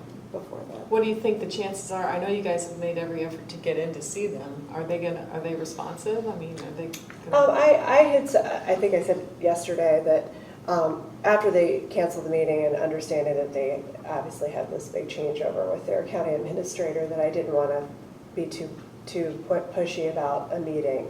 But I think between now and their board Before meeting their would board be meeting, very, yeah. I mean, that gives you, would be what, critical, 12 days? Yeah, it's not a whole lot of time, Yeah. yeah. Yeah. They, So- they typically don't ask for budgetary information until fairly late in December. Well, because But- of this ADA mess. But we can talk, really, so in the there's facility- time to talk to them Yeah. before, yeah. Yeah, because I think if we're forward thinking about this and start looking at that 30,000 going toward renovations instead of rent, Right. Yeah. I mean, Right. that's, it could go a long way. Not knowing, I don't know if this facility they're looking at is is a barn. I don't know how much is Now, required. Who raised the idea that there might be another building? I mean, there is another the building. King I William. think somebody in, King William. Don't quote me on this, but I believe their Parks and Rec is there, as well as their police. Okay. Now, there was a need to lock up medications, and so I believe that the police is co-locating with fire, where their fire department is, which is vacating some of that. So the police other- are out, and this is theoretically a place for the library to go in? Correct. Oh. So that it would be co-located with Parks and Rec, which That's a, is a That's a great, perfect- that's a great idea. Good. we do, have a lot of, crossover in our types of programs that we Right. can work, in the same way we're hoping to work with Parks and Rec and Montpelier. Well, I also think that's the future of the libraries, is more of a gathering spot, recreational facilities, just, Oh, yeah. I really do see that as being, that, to me, The need for community space is, meaning people, has. Yes. people space, yeah, absolutely. Well, that's a wonderful proposal. Yeah, I think, like, to Christy's point, is that, and I said it to them before, you don't have to leave Pamunkey Regional Library in order to make that, to make that move. We will work, Right. with them on that. And, we have experience in Right. renovating libraries and building new buildings that I think would be valuable to them in this Well, transition. I think they got caught up in an emotional movement and didn't really think it through. well, I also think they They're a got new board misinformation. too, Yeah. so that's, So I think, I'm yeah. cautiously optimistic. Mhm. Ken, anything to add there? Sorry. No. Yeah. I mean, if you look at the increase that's projected from this 38,000, if they are out of that building, 33,000 of that, because you've also got the maintenance beside it, that's about $3,000 a year, goes away as well. I mean, Right. Yeah. honestly. But, I mean, in that Now transition. now their increase of going back to 52 hours is $5,000. Right, It kind of back of our mind too, whatever happens is we have staff there, we have, that we would either need to try to relocate during this transition or, somehow maintain their employment, so. Just curious, the geographic location of the proposed space, is it near Upper King William Branch?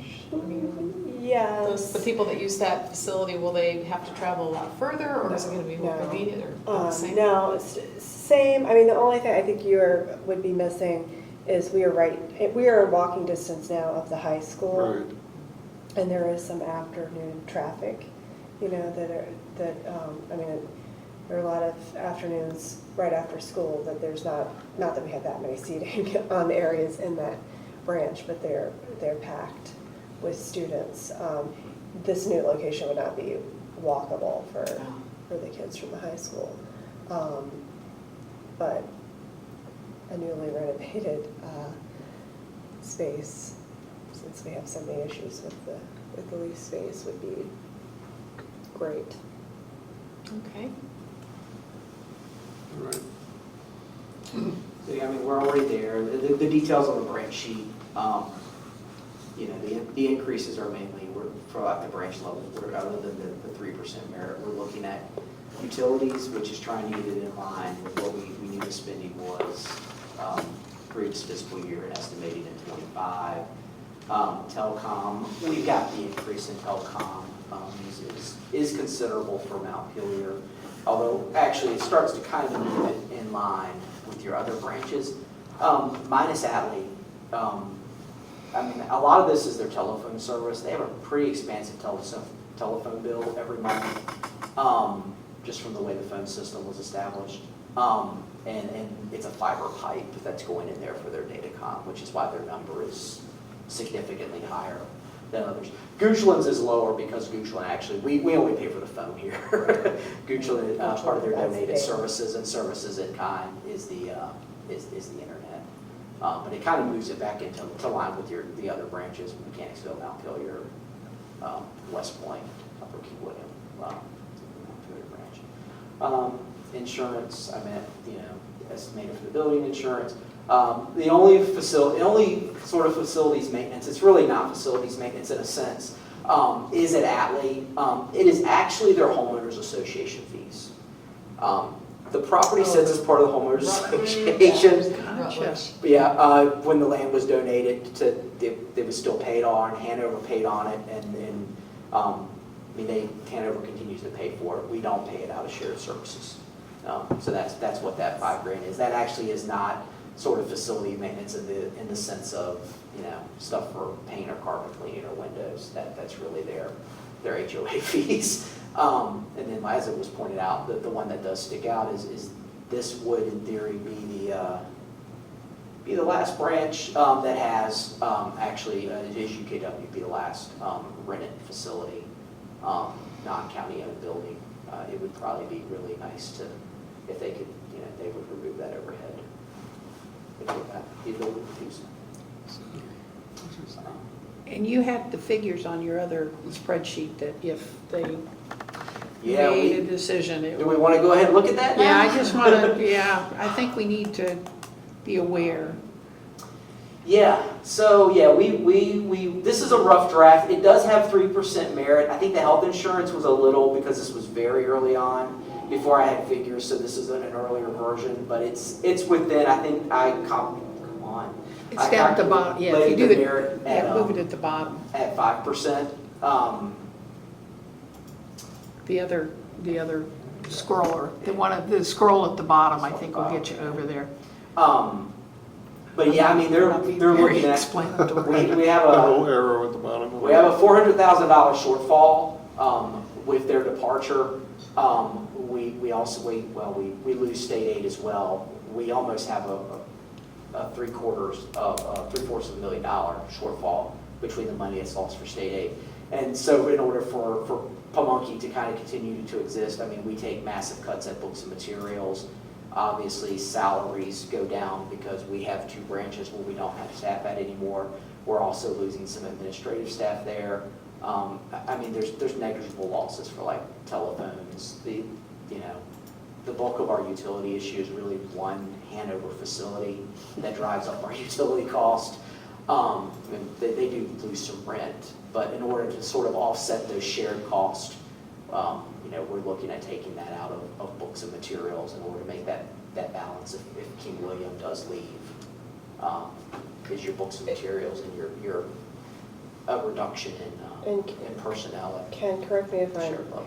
when we were doing this to try to minimize the impact to Goochland and Hanover. Correct. And in doing so, we did in this scheme eliminate the second IT position. Yeah, We eliminated any position that was not filled right now. Now. We took it out because otherwise, yeah. And yet the need is still there. it is, but this was. But yeah, it's a way We were of kind of reducing. like, once they said, we're withdrawing at the end of this year, we're like, oh my gosh, we need to run the numbers. Yeah. And so this was what we did, and But shared the- services, we went down to bare bones. I see though that the Hanover and Goochland Yeah, contributions are, it still goes up. I mean, Yeah. we still have to, I mean, even with all those cuts, we still have to have, because we lost 12% there that we just can't, yeah, there's just so much we can make up before, yeah. And I know that, I know that you've heard from both counties that that isn't what they hope will happen, but I understand what you're saying. Right, Yeah. we did, we reduced in every way we could. Yeah, Which as we said, I mean, we need this IT position. I think we still need it with 7 branches, but it's not in this budget. it's not in this budget at all. And I think that's also we are in a holding pattern until we can understand what King William wants to do. But ultimately, yes, we are taking a piece of a pie that was split three ways, and now the costs are borne, from 2 localities in this budget.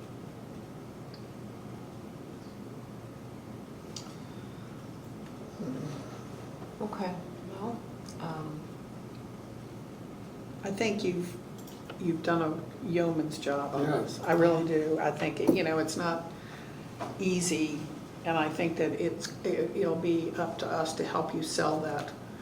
If that's the case, if that's what happens, then I think we as board members need to help, sell why and what we've done to, Right. well, I think that once the board members, if this scenario does present itself, I mean, they'll look at the hard numbers I hope and the so. fact that I it's a hope so. lean Yeah, they- budget, and I think I don't know how much leeway there is to, or if we would even consider dipping into the fund balance to keep things running. I don't know if that's an option, and I simply don't know. I'm confused about what the fund balance can be used for. Nothing that is, Personnel. continuing, yeah. Yeah, you really want to try not to use your designated fund balance for what would be considered your reoccurring cost, Right. like personnel. Right. An operational sort of, a project here or an IT overhaul equipment-wise or something, your vehicle fleet maintenance, yes, but when you get into those reoccurring costs where you're every year having to draw down that balance is where you can put yourself very quickly in a number of years. Can I ask a really awful, terrible, ignorant question? Barbara knows the answer. I'm sure I don't, but. Well, you are the chairman of this committee. Okay, no pressure. Okay, so we have that wonderful thing, the reserve fund, Mhm. right, or whatever it's called. The fund balance. No, it's the one that's been accumulating now for over, millions of dollars, all right? That money is restricted, correct? No. So why can't we last- use it? Well, that's what I was getting at. We can, we have, And what would we Ken, have to do? we to had get it? actually, for our meeting, we had, the last meeting, which unfortunately we missed you, we did. You did not. We did, yes, we did. I'm a bit of a We puss. approved the designations for the fiscal '24 that had to be done for the audit. Uh-huh. And there's a small amount that is restricted because it was donated for specific funds, and that's Right. just thrown into the balance. Right. There are certain things that are committed, right? Right, But there's a large Committed. 1.9 million or something that previously had been kind of earmarked for an admin building. correct. Well, we have taken that off the table now, and that is. How did you take that off the table? We voted on it. We voted on it. Yeah, and we I think voted it was on a it. meeting you were in, Yeah. on the boat someplace. Oh, See, okay. here we go. No, See you were how- at the- you were how- at the Spiegel. Bob, in fiscal '23, Right, it was future admin capital project. right, Fiscal '24, that is no longer, it's zero, and 1.9 million is money that we are looking at, and we asked Jamie and Sharita to reach out to and I know that you've been part of this discussion as well, reach out to the branch managers and just make a wish list. right. Because we want that money to start working for the branches and Right. not for some castle for the, Right. admin. So that's where we're at with that money. But you see, the restricted was money that was given specifically for those branches. Right, Committed was, help me with that. Once again. Committed is, we know the expense, we know exactly what in essence the expense will be in this case, which is the rent for the administrative center. And it is committed Oh, right, for right, that okay, purpose by yeah. the board. The board commits it for that. Yeah, the board is committed funding specifically towards that. The restrictions are restrictions by the nature of the amounts, how the amounts were received, which were gifts and donations. They were requested they be used at the Ashland branches, that be used at the Atlee branch. Okay, Now- so that's why Those are the the- committed 90 and 10 comes out of that restricted Yeah. balance. Yeah, one of the things So- we did identify is this really should have been restricted, so it gets moved, it moved That's up- right, okay, up from yeah. 43 to here. okay. So, No, no, I was just gonna say that's where, that's why I asked, do we, now, keeping in mind that we keep at least, well, About a 500 to 600,000 is basically our rainy day fund, Right, and right? that's, right, and that's a good thing. And then that is absolutely only in dire emergency. But we are looking to spend some of that money for branch improvement. Now, the question I just posed was, with King William's uncertainty, at what point would we consider perhaps appropriating some of those funds to just keep things running without having to, because Goochland has said, we're not giving you any more money if King William pulls. So what does that mean? Is Goochland willing to drop hours? I mean, we need to know what our options are, right? Yeah, so so you're looking at King William's withdrawal, supplementing at least, yeah, you could supplement there. I mean, that would become a reoccurring cost.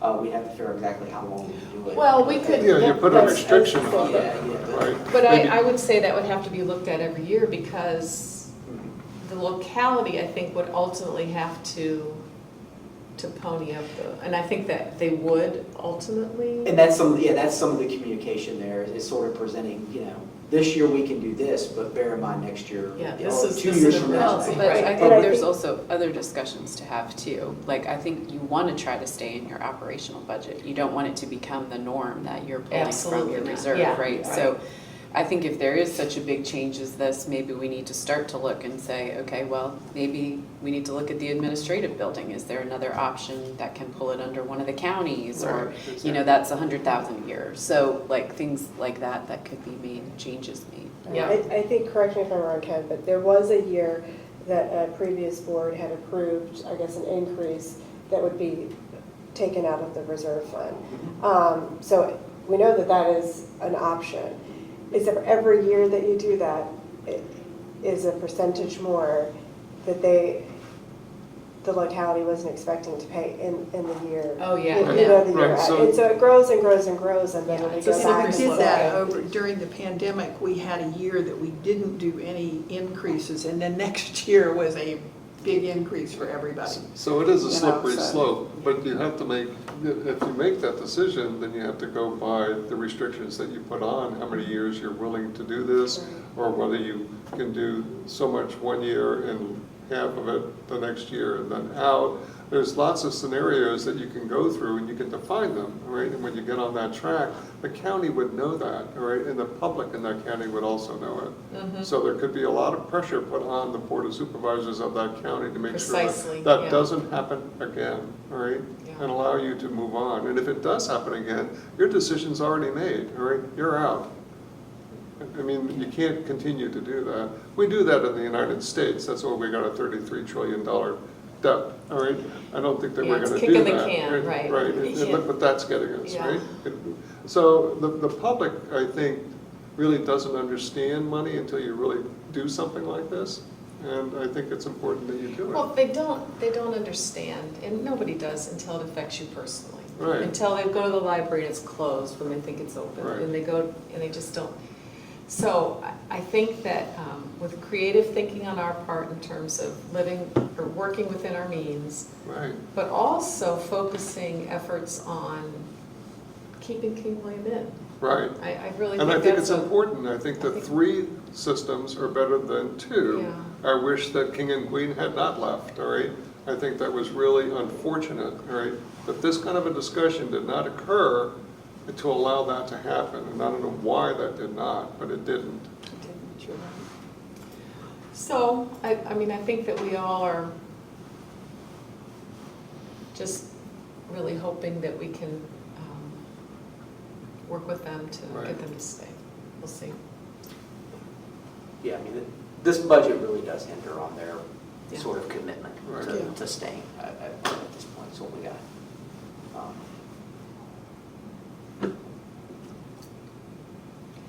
So I do hope you can get that meeting. That meeting would be very, very helpful before the 23rd. Okay, I have a question. And this is really stupid. But when you say investment income, or other, the investment income of 45,000, isn't that unrealized gains? So the way it works with Hanover and in our agreement with Hanover is,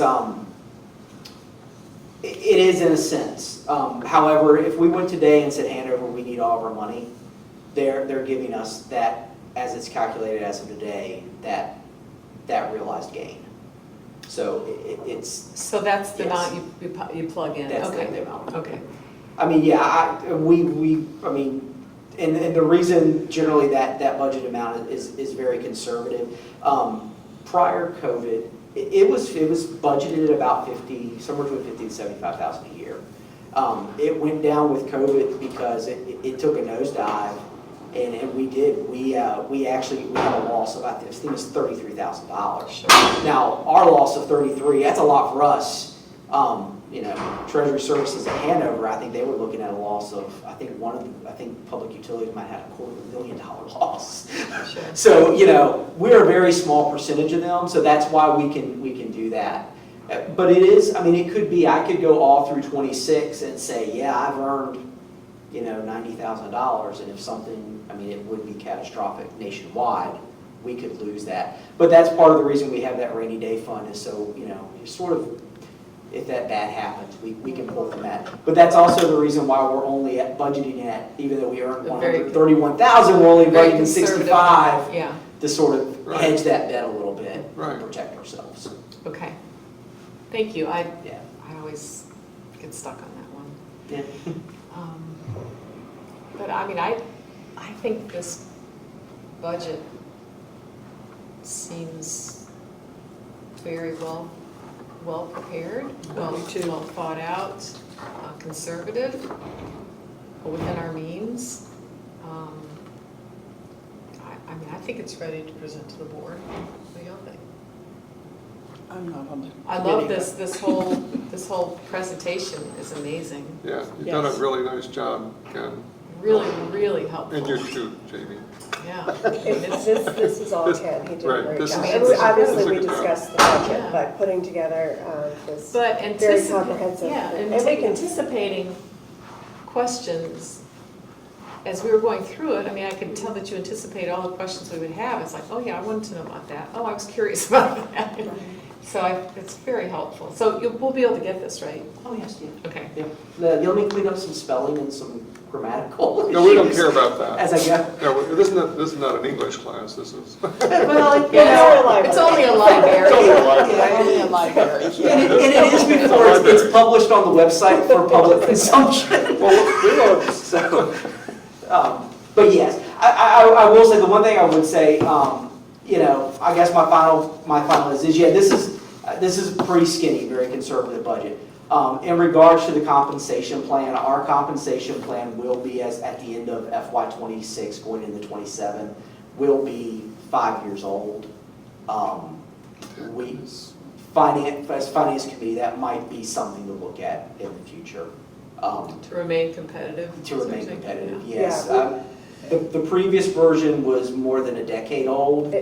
Yes, it's not it is a necessity for us to regularly review this with you all and propose changes, because I don't want to be in the hot seat when it's been a decade old and I'm trying to go back to the localities and ask for some huge huge increase. amount to get As people opposed up to to snuff. regularly providing, an assessment where we're making those, Right. changes. And it doesn't have to, I know that Hanover County was mentioning, they're looking at different positions and making changes in different areas at different times.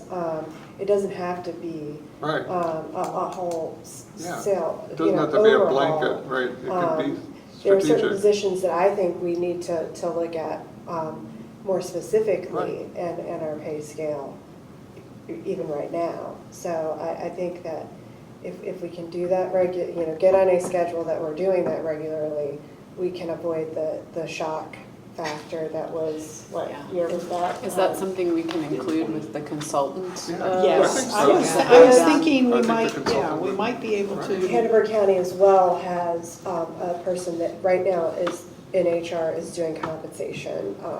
We could work And with he that, said he'd be yeah. more than happy to help us with that. Well, Goochland just went through this with their school, the school board just voted Yeah. on because of the, bleeding talent into other counties. So to remain competitive, I know Goochland just appropriated a fair amount to keep their teachers.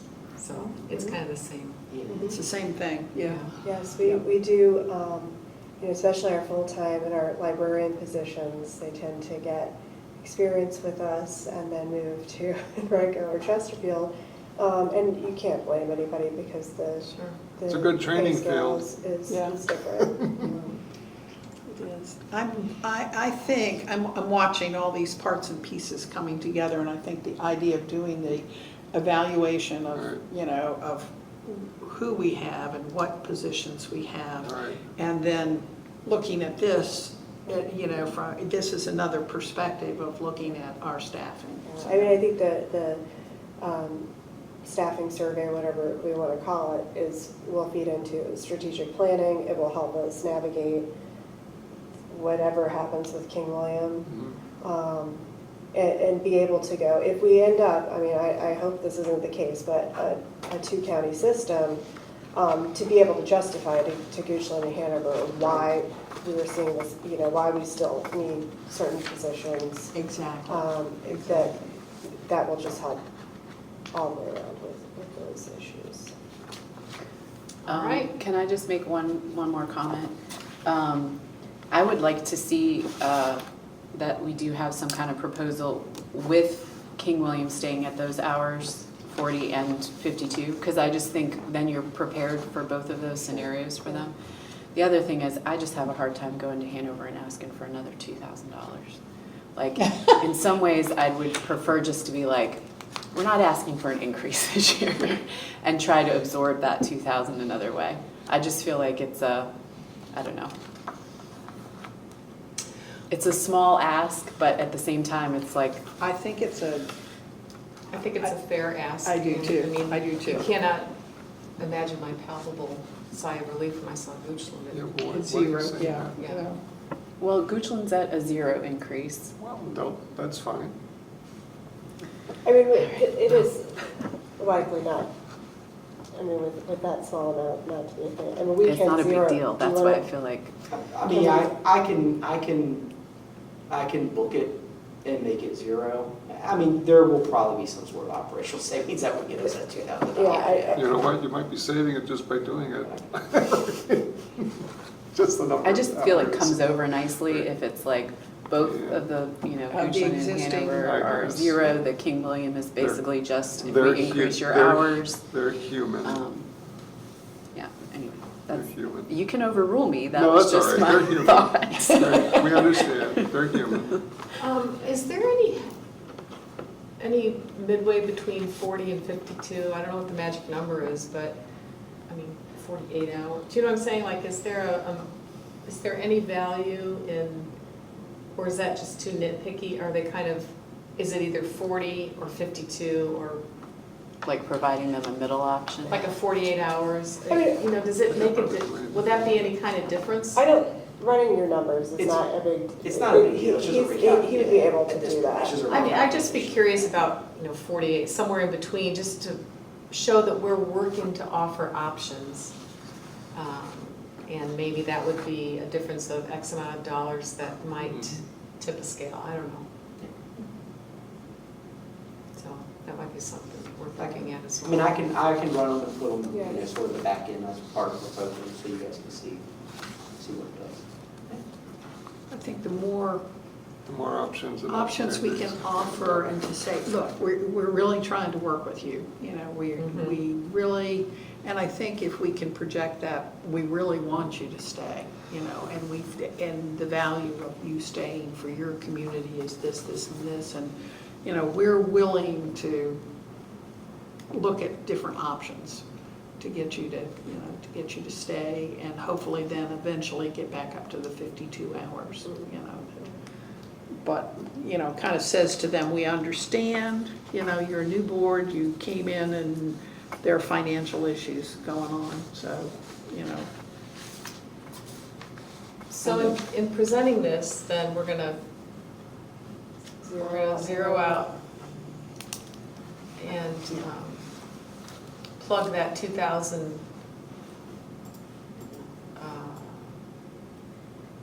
I can fix that. Yeah. That's So easy. he'll, make it the magic word. Okay, so that would be the only change we can see here. Other than if we present them a budget that's got, And then, well, that's right, But, so we're presenting in 2 weeks. In the interim period, we might be able to, I mean, would that be, would we Might get be able to information? nail that down. Do you think we could nail it down? Of course, they're not gonna vote. Well, they might vote on the 23rd, no?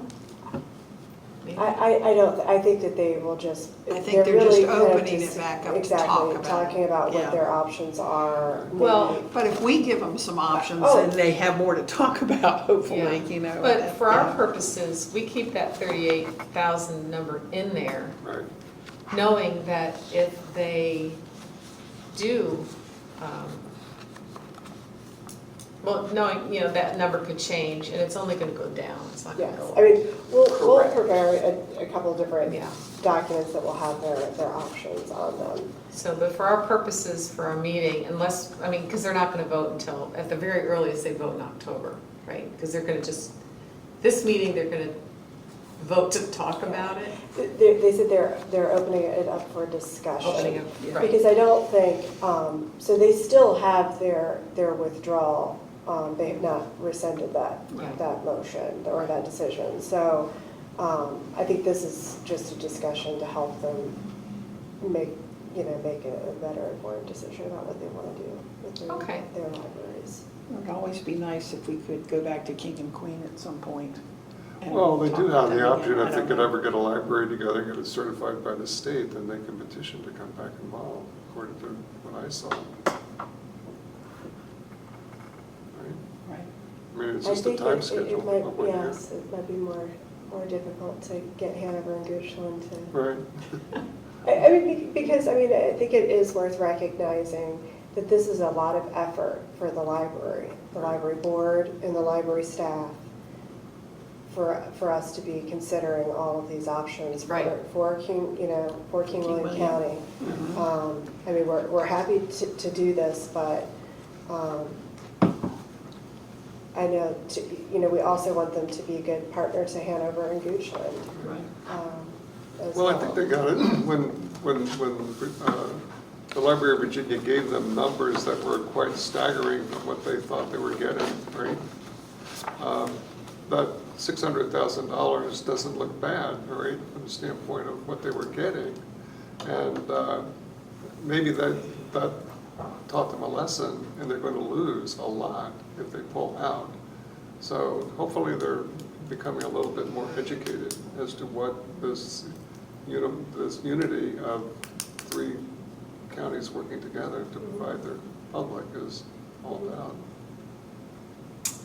We will hope, yes. And can I ask you for the full board, this is my first time, with the budget, you all we're not going to present this type of detail to the full board in terms of the budget. I mean, we will provide the slide presentation to the full board.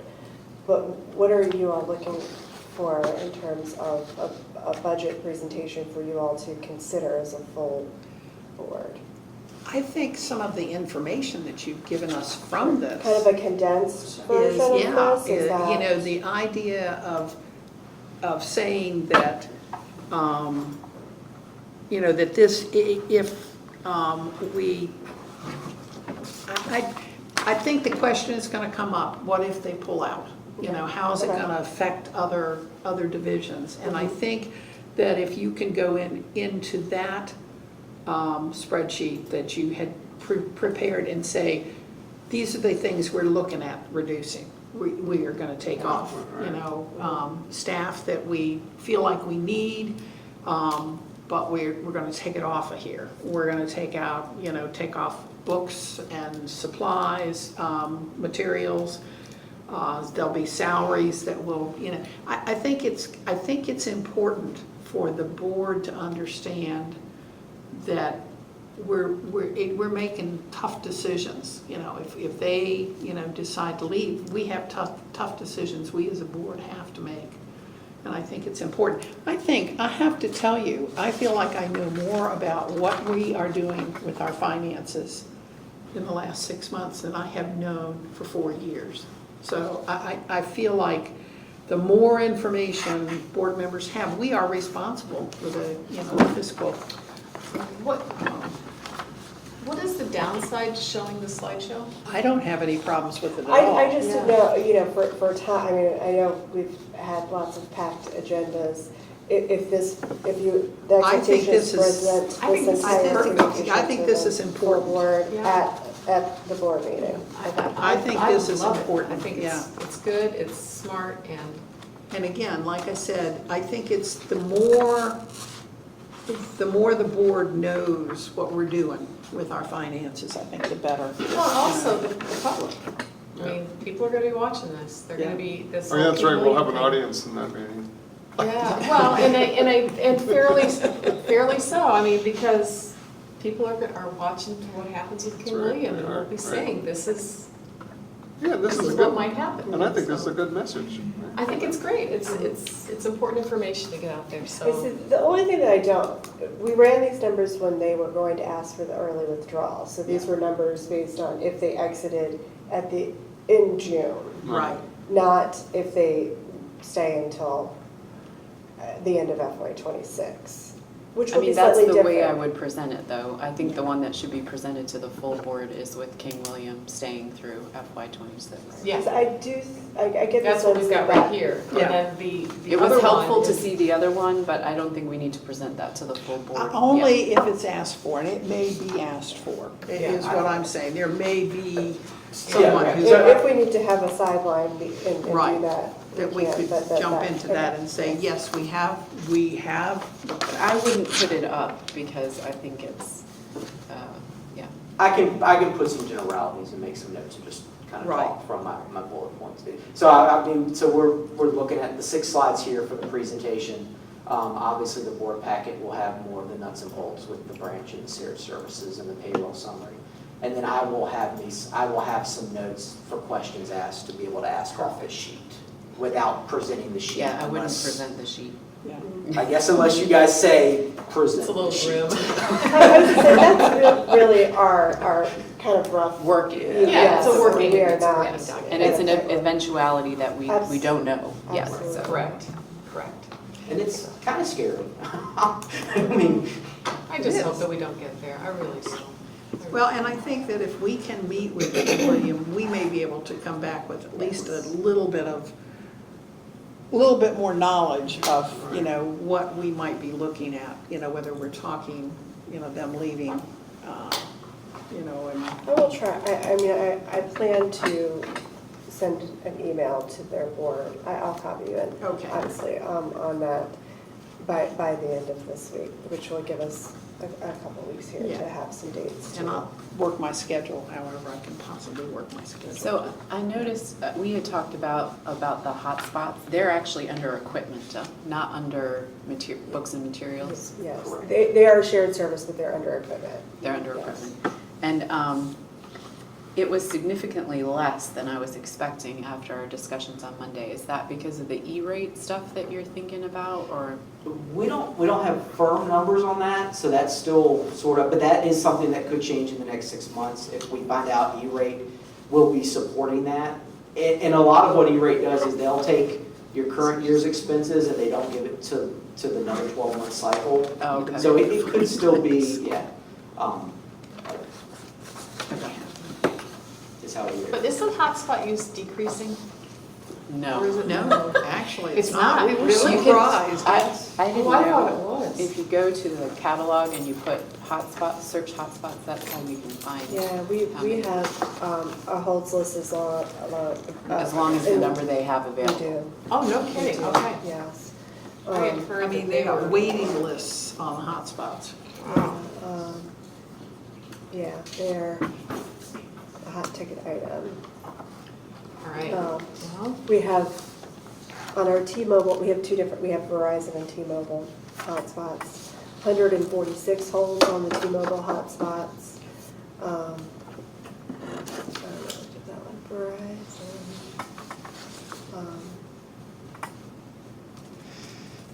is this mostly for rural folks, do you think, or? 106 holds on the Verizon. We have more, we had the feedback that we had more people that the Verizon worked better for. Yeah. Better for, but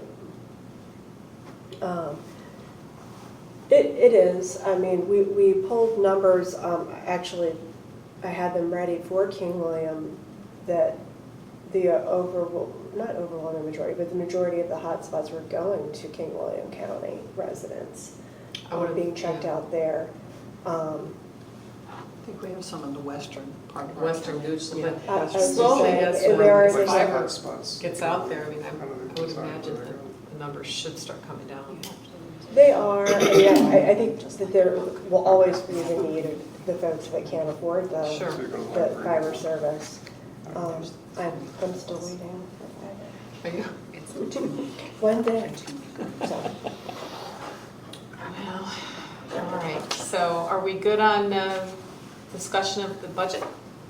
Any more questions, comments? There's, the only thing we haven't talked about is that B, the state aid documents. Yeah, that's what I was gonna hit Is on, that because me? we talked about King William. The update on state aid document submitted? I have submitted all of our updated bylaws, policies, to the state that, they have asked for. I do still need to send the updated, 5-year plan that was approved. That's, Yeah. it really is, as things are updated, you send them to the state. They keep a record of all of those different pieces, but right now. I think we'll be up to date when we.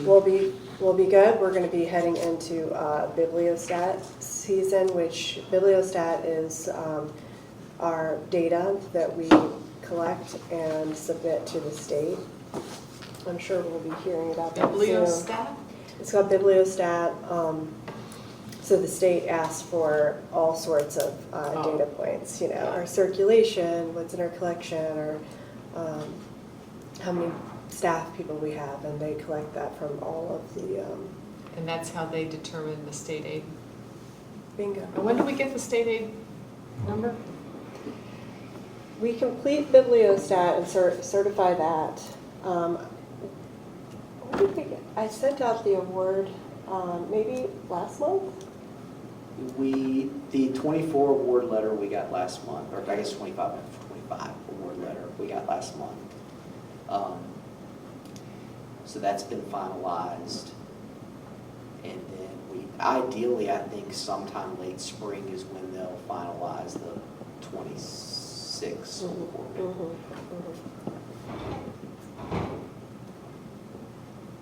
26 award finalized in spring of '25. And when do you submit your data for that? What's your drop dead date? Oh gosh, where's my document schedule?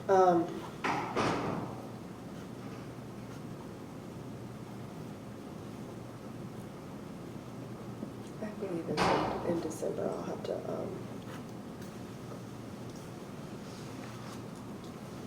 pull up my schedule. The 25 award was more than budgeted for the 25 budget. So we will at least have to amend the budget for that. Yeah. Right. When we get here. Yeah. So wait, the 25 award letter was received in August. In August, yeah. But you just said the 26 award will be finalized in the spring? But we Yeah. don't get, Generally, Letter they were until running summer? behind for the 25. oh, okay. But generally, the 26, you get right at the start of the late spring going into the summer before the Late start of your okay. fiscal year. Gotcha. So Traditionally is this what I've was seen.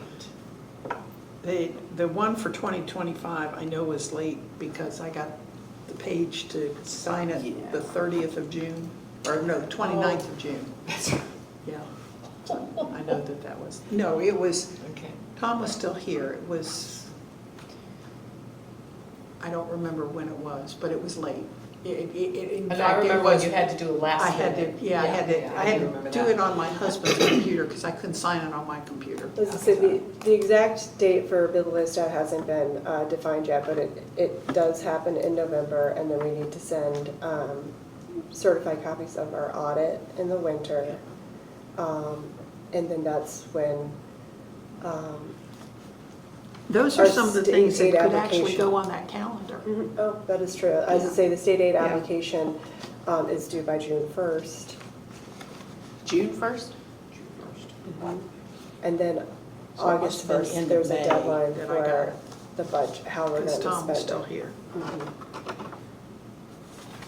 Sorry, what was that date you just said, how you're gonna spend it? In August. August. It varies, but sometime in August, we have to send in that report that says, here's how we're going to take that money and use the state aid. And that is always, well, isn't it always books and materials? For Yes, typically it has keeping that. that report simple. It's But I think that would be a good thing to put on that calendar. Yeah. You know, so that we, That's a nice you know, schedule. any kind of thing that we know we have to do, and we have to do in a month that doesn't have to have a whole lot of detail, just. Are you trying to distinguish between what the staff has to do and what the board has to do? Yeah. I mean, because I would imagine the staff has a calendar like that too, or should have a calendar like that, Yes. right, with what's happening. And then where the board needs to come in is kind of a piece of that, right? Right. Yeah, you need to, right, because I'm writing down all this stuff, and this is really staff stuff I'm writing down. In I fact, guess this Ken, is can you just give us a FYI. copy of your slides that you did, like you Yeah, did sure. tonight? I think they're very, very nicely done. Well, he's planning to present them. He's at the gonna meeting. present Yeah, I'll at the present them meeting. and then we'll So- pass them out. Yes, sir, most definitely. And I would, at that point, they would be posted for the public too. Yes, we will include that as part of the agenda packet. All right, guys, moving on to the audit update. Seems like things are going very well. We've submitted what's called all of our provided by client items, minus Hanover County's donated services. Their draft's supposed to be to us this week, and we'll turn that over. That's an in and out entry, so it's not pressing, but we do want it, so we can have it 100% done. It's kind of a bummer being like 99%. Yeah, right. We are in the process of receiving questions from the auditors and variances and providing feedback. I got 2 or 3 more this morning I need to respond to today, but we were up to date on that as of this morning. And they're not earth-shattering questions. You know, they're pretty easy. They're pretty easy requests. Matter of fact, a third of it this morning is because I uploaded the wrong rent invoice, prior months instead of the current months, that they'd asked for. So, but we're to that stage, of the process. And I think they're on site this week at Hanover asking these questions. So really that resolves here at the end of the week. And then we move more to the financial writing stage, which is the bulk on mayors, and then back to us for review, which is different from previous years, and pretty excited, looking forward to that. I think Ann's looking forward to that. Well done. So yeah, it's been good. Well done. It's been good. All right, that's great. Any other comments about the audit update? Did you need to ask anything about the article? That was your email that you just sent. Oh, yeah, actually, Jamie and I were talking about it before you got here. so. Gotcha, okay, good. Yeah, and it is Sandy Warwick had asked some questions about whether or not the delay, PRL's delay in the audit had gigged the Hanover ACFR, which is annual Annual comprehensive financial report. Okay, so our software company does ACFRs and CFRs and all this kind of stuff, so I kind of know what that stuff is. Anyway, and apparently, it's a Jim question, but Ken is already on it. Yeah, I mean, Hanover did not have a finding for our delay in the audit. And then part of the question is just the way it was stated, probably just a little bit of explanation being provided back to the individual that, you know, Hanover County, we make use of their financial system, we make use of their treasury services, we look for their guidance and input, you know, towards it, but they're not, so to speak, doing the work. They for don't, I was us. just gonna say, Yeah. they don't do your. I mean, they've assisted in certain areas, but, you know. So, thank you. I But we'll- look forward to that Yeah, answer response. to send her. She's good, and she'll appreciate that. All right, how best to review the PRL financial policies is just a kind of a quick exercise in how we should do that. And looking ahead to not until every audit and all that's, budget and audit are complete. So policy workshop perhaps in January. Getting help from, I guess we're gonna need Ellen. So And legal, Ellen actually suggested that we kind of push some of this stuff out with the policies, that Meaning? rather than not trying to do all of them at the same time. so maybe push this to next, That could be Summer? even, yeah, it could be Right. next summer even. The Yeah. next fiscal Okay. year, Yeah, okay, so let's revisit financial policies in. next fiscal year, we updated the one that you needed right? in order to do the audit. Right. There was one that we passed, So policy workshop in summer 2025, yeah. is Yes, that what we're thinking? yes. Okay, all right, that works for me. Excellent. We're gonna continue working on policies, Yeah. but we're not going to do them in such a compressed timeline. We're gonna try to, spread them out a little bit. And, I mean, this is something that I think Ms. Shaver had also, in a conversation that I had had with her, said that she might have some things to input as well into her experience with policies, so That kind when we of, get to that That would be point. good, yeah, you might wanna put her down as, because well, if we're looking at, Right, get Well, I you mean, into she the also next- had some other ideas about like, how we communicate with the jurisdictions about what we do with, do we have, if we have an overage in a year, what do we do with that and things like that. Those are things to be very clear about, she thinks, in policy. So she had some good thoughts about some of those things. well, that kind of leads into, in other business, a while back, you had asked me to put together a thought process of 5 tasks to be completed by a CPA in kind of thinking about Beyond the audit. beyond the audit, right? Yeah. And so I had, And that didn't come from anything, it came from the board. I think that was didn't I that don't know where come it from the came board, or from. was, I don't know where it came from. but I think it came from the board, but. okay, so, well, I had written down 5 things, and this is, kind of bleeds into item B, which is, hiring Ann Shaver for X number of hours per month for financial work and assistance. She's already started, well, I put down just my quick notes, we'll review financial policies, that's something that she can do in the future with us. Fund balance review, historic analysis is something she's kind of started, but we don't really have, we haven't really completed that task, like the request to her about what we really want to do with that. That's just to find out where the money came from. That's kind of historical data on the PRL. So that's not, That's a one-off. It's- that's a it's- one-off and it's not pressing No. right now. No. Audit assistance, obviously. But these 5 should be beyond the audit. We know that we're gonna use her for Yeah, audit. so that's beyond, so who else has thoughts on what Ann or a CPA can do for us? And to assist For you, Ken, not for us. yes, Ken. Yeah, right, I was gonna say for Ken. I mean, if this is something that you still feel we need, is this something that we, Is there, and I'm the last person to be asking financial questions, but is there a use to have Ann help with, taking a look at how we currently manage from month to month to month and have her, look and give us suggestions? I don't know, I'm just asking. I mean, that's something that she had mentioned to me too, is to kind of tighten the budget up a little bit, that was something that she would be willing to do. Maybe what does not in that mean? this- Tighten the budget up?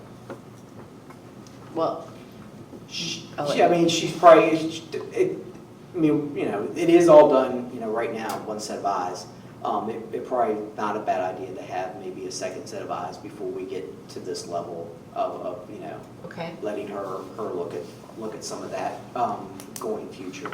I mean, I think policy review certainly would be helpful.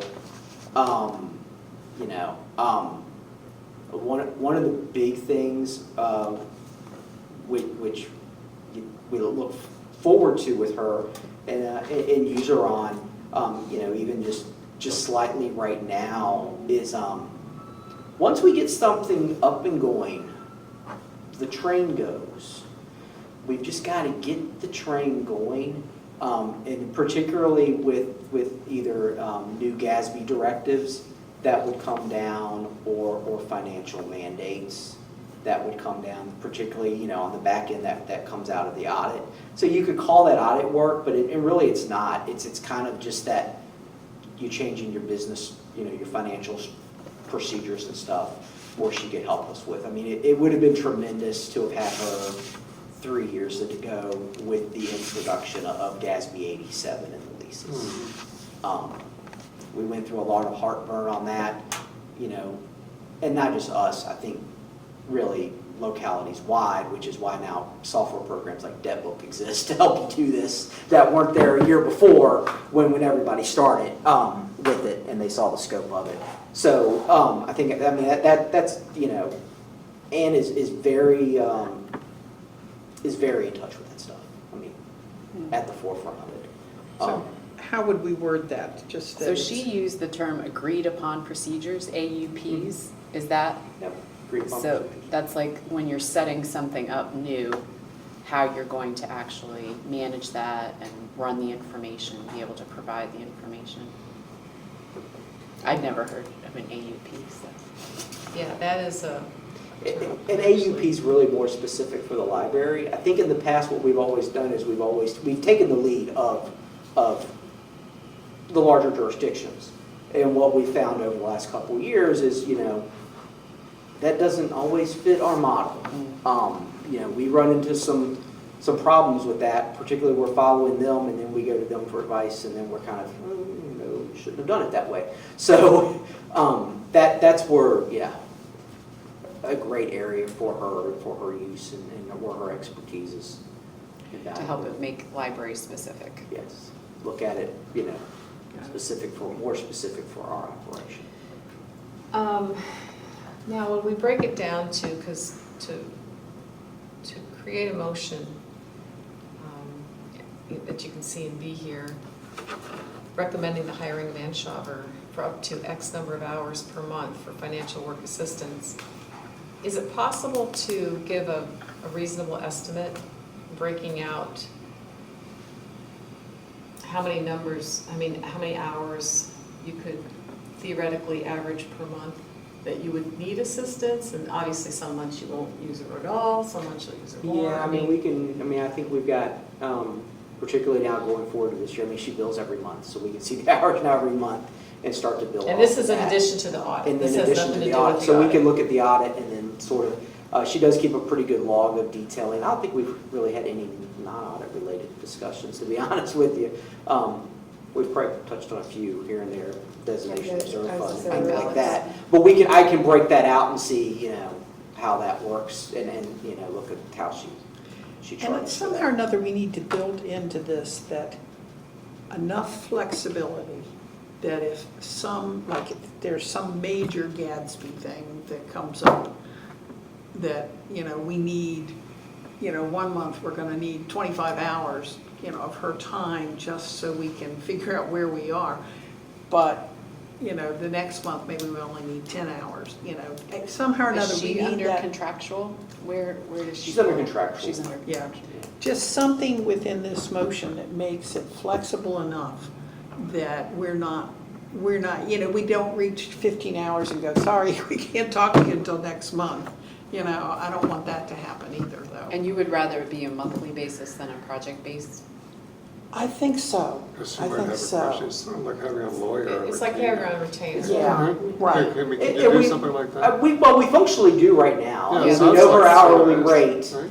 you know, and call upon her, you Right. know, when needed. It's really how we're I operating don't think right you now. have to be any more specific than that, put a limit on how many hours you can do, right, in a month. So, Well, what I'm saying is, I don't want to, I think it's okay to say the number of hours that we anticipate each month, Right, but I don't want us to be so locked that if something comes up and we need her for a few more hours than we've got in this you can motion. put something in your statement about that. That's what I'm saying, Is it, yeah. You know, unless it's adjusted by the board, or, I mean, And there's. we can go to Ellen to get us to help us write this motion. Right. You know, we don't need to, So Ellen is helps this, us with all is these this motion motions. gonna be the basis of some kind of agreement with Yeah, Ms. Shaver? Okay. yes, is this gonna be for this board meeting coming up in, yes, we would like it to be, yeah.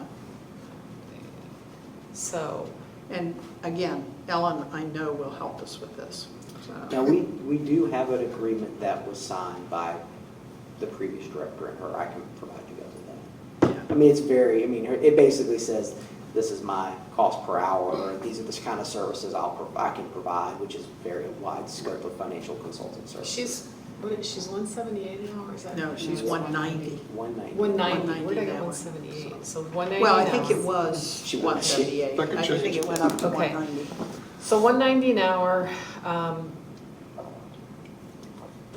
just off the top of your head, What's a good number? I mean, 10 hours a month, 5 hours a month, I don't know. This is for I mean, budget. just, I mean, Yeah. To see what Let me we, do some quick math here. I mean, we've basically said we're gonna hold off on the policies. Right. We've Yeah. said that the historical stuff's not a priority for us, right? now.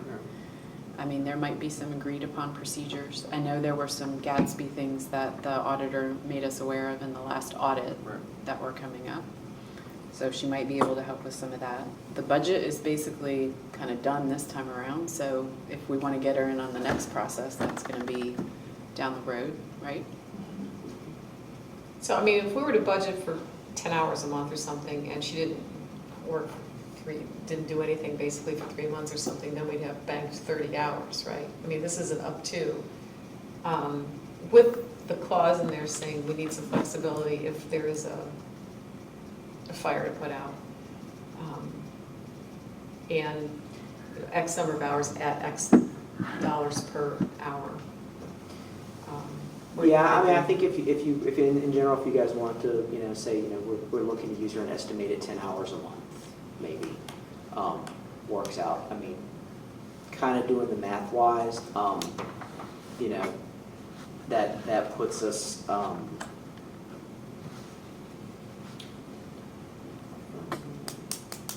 So that's almost 2,000 a month, so we're looking It's at 22,000. Yeah. 22,000. 22,000, which is a good number, because when I start creeping closer to that 25, we start looking into sort of procurement issues. We would have to follow procurement policies.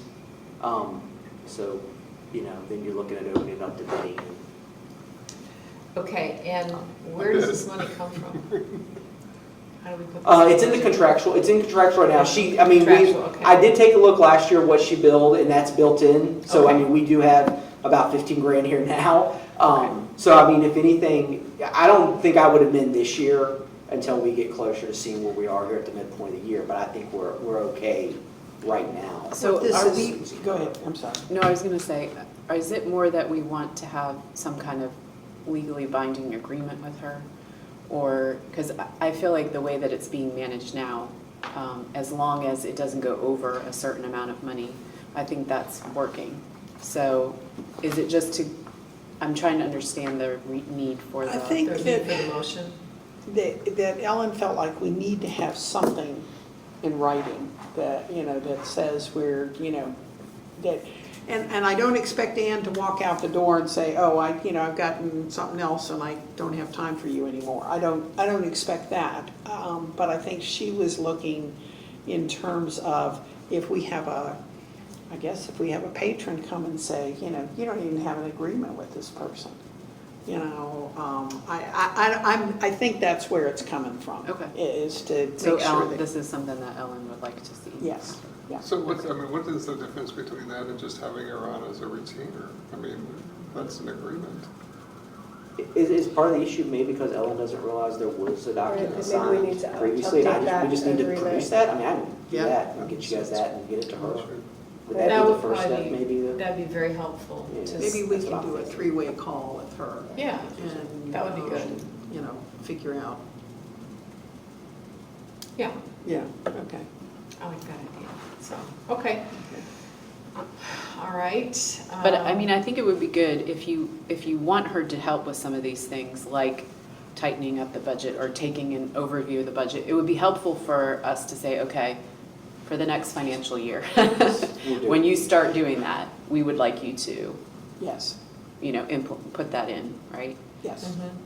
So is that something we want her to do? Because I think then, Ken knows I need to put that into my planning when I'm looking at the next budget, Right. or, Yes, we did. In fact, Ellen was the one who made the suggestion that this committee came up with at least 5 tasks, 5 best tasks. Okay, so that's where they came Yeah, from.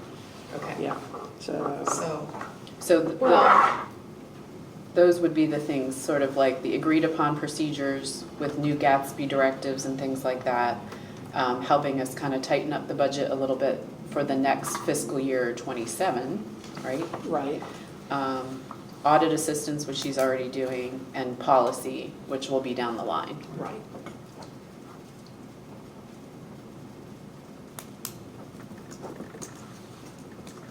And the historic is, did The you? historical tasks, yeah, I Yeah. left that one off. I wrote it down, but. It could be number 6.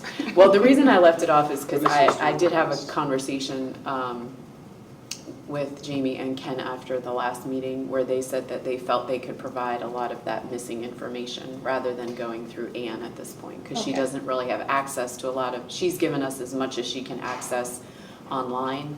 And so any additional information we need is gonna have to go back into the books and the yeah, records. you've got access to the old. Yeah, and it's, the only reason that we, that the suggestion was that we do this is to, the counties have asked, or at least I know Goochland has asked, where did you get all this money?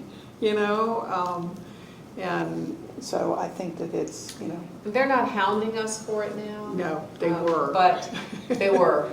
But Sorry. now that things are, our house is getting in order here, it's dropping lower on there's plenty more that needs to be done before that. But it's something we would like to do when we have a moment to breathe. So, all right. Okay, guys, do we have anything else we want to discuss? If not, that's just, that is just something that I remember that patron that sent the worst budget I ever seen. Yes, oh, yeah. She didn't know what it was about. And I thought, She well, did. you know what, fair question. And I asked Ken to elaborate on what each of our expense categories, what was actually under that. And this is just a reference sheet that I use for myself, because sometimes I forget, well, what all's under equipment, or what's contractual, or, so, It's nice. it's just, to me, it's helpful. I put on purple paper so that I can find it easily in the sea of paper in my office. But and it's for you guys, just for reference only. Great. It's good. But this doesn't line up with like the accounts that you use to book things, or does It it? really is pretty much a reflection on that. Yeah. Yeah, it came from It came him. I just put it from in the general ledger, from the, So is it possible What we to call get an budget update actuals. of those actual amounts underneath at some point? the actual, the end, between the line budget, yeah, I can pull that. I mean, like, just, what is, obviously, if it just says books and subscription, it's everything in there, but I didn't know. if it'd Like be how much helpful. on fire alarms, how much on, Copiers, Yeah. stuff, like, just to add that in. Well, we see that in your You get monthlies. this, I was gonna say, Yeah. is that not in your new? It is sort of, it's in the expenditure side, you can find all the expenses, but if you're actually looking for more of like, what, did Where do we we, budget for that? I roughly budgeted, 20 grand for copiers, and we've spent that's actually not an exaggeration. It is printing is incredibly expensive. Yes, it is, those toners. Yeah, Tell me yeah. about it, yeah. Imagers, oh On my the lease, God. yeah, and you can see like today we spent 18,000 or something like that, or in equipment, Crazy. we budgeted this and we have that, yeah. We can- Well, I think that is something that, I think that would take you a lot of time to do that. That's not an easy.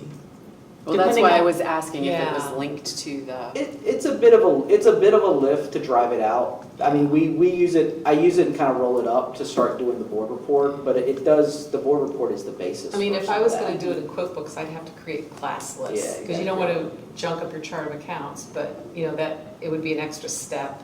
It's doable, but it just takes time, so. maybe it's just something that would be helpful at the end of the year, for example, that you can see. Oh, it'd be helpful. Like the bank sends me. Yeah, you could just Yeah. see what How amount many of money donuts went did you into buy? those places, No, not I like on agree. a monthly basis. I agree it would be, if we could have maybe an annual look Budget at deck. stuff, I think that would be I helpful. think they're a nice diagram.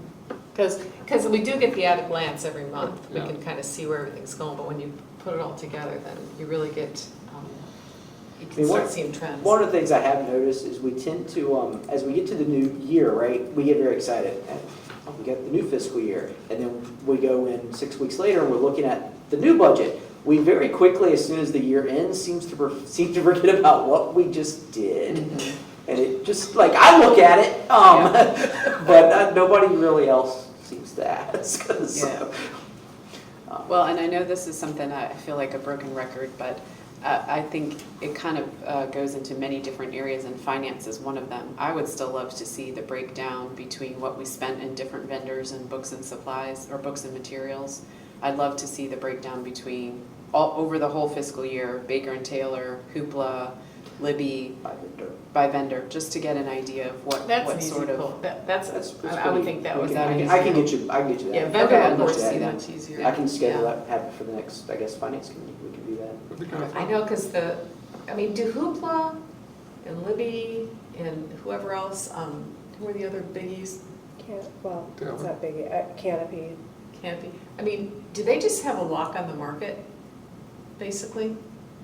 So, We've had other vendors in the past, Access 360 comes up, Freegal is another, there are some other vendors for different types of materials. It kind of, Overdrive, their product, their app Is better. is kind of best, yeah, it does bubble up to the top as, user experience, the amount of materials that they have to offer. Hoopla is very popular. You'll see that we're spending quite a bit on that. Mhm. People enjoy, I guess, the instant access of I enjoy it. Hoopla. I'll be the first to admit, I love Hoopla. Mhm. Have you I love run it. into I mean- your limits? No, I haven't. Okay, I was just No, curious. I haven't. Have you? No, I just found out what they were, because I didn't know run that into there my were limits limits. either, but there are Yeah, monthly 7 a limits. month. Really? Oh. We'd extended it to 14 a month during COVID, and we've gone back down to 7. And we have data usage on that not, we do have customers that are maxing out every month, but it's Well, not that's, the I majority of use Hoopla folks. during walking season, it's been too hot to walk, because I listen to books, and so if I can't walk, I don't listen, so I'll get back into my, maybe I'll approach my limit. I haven't got it, but it's a lot of walking. It's a lot of walking. But, anyway, okay. Well, guys, great meeting. Without any more questions?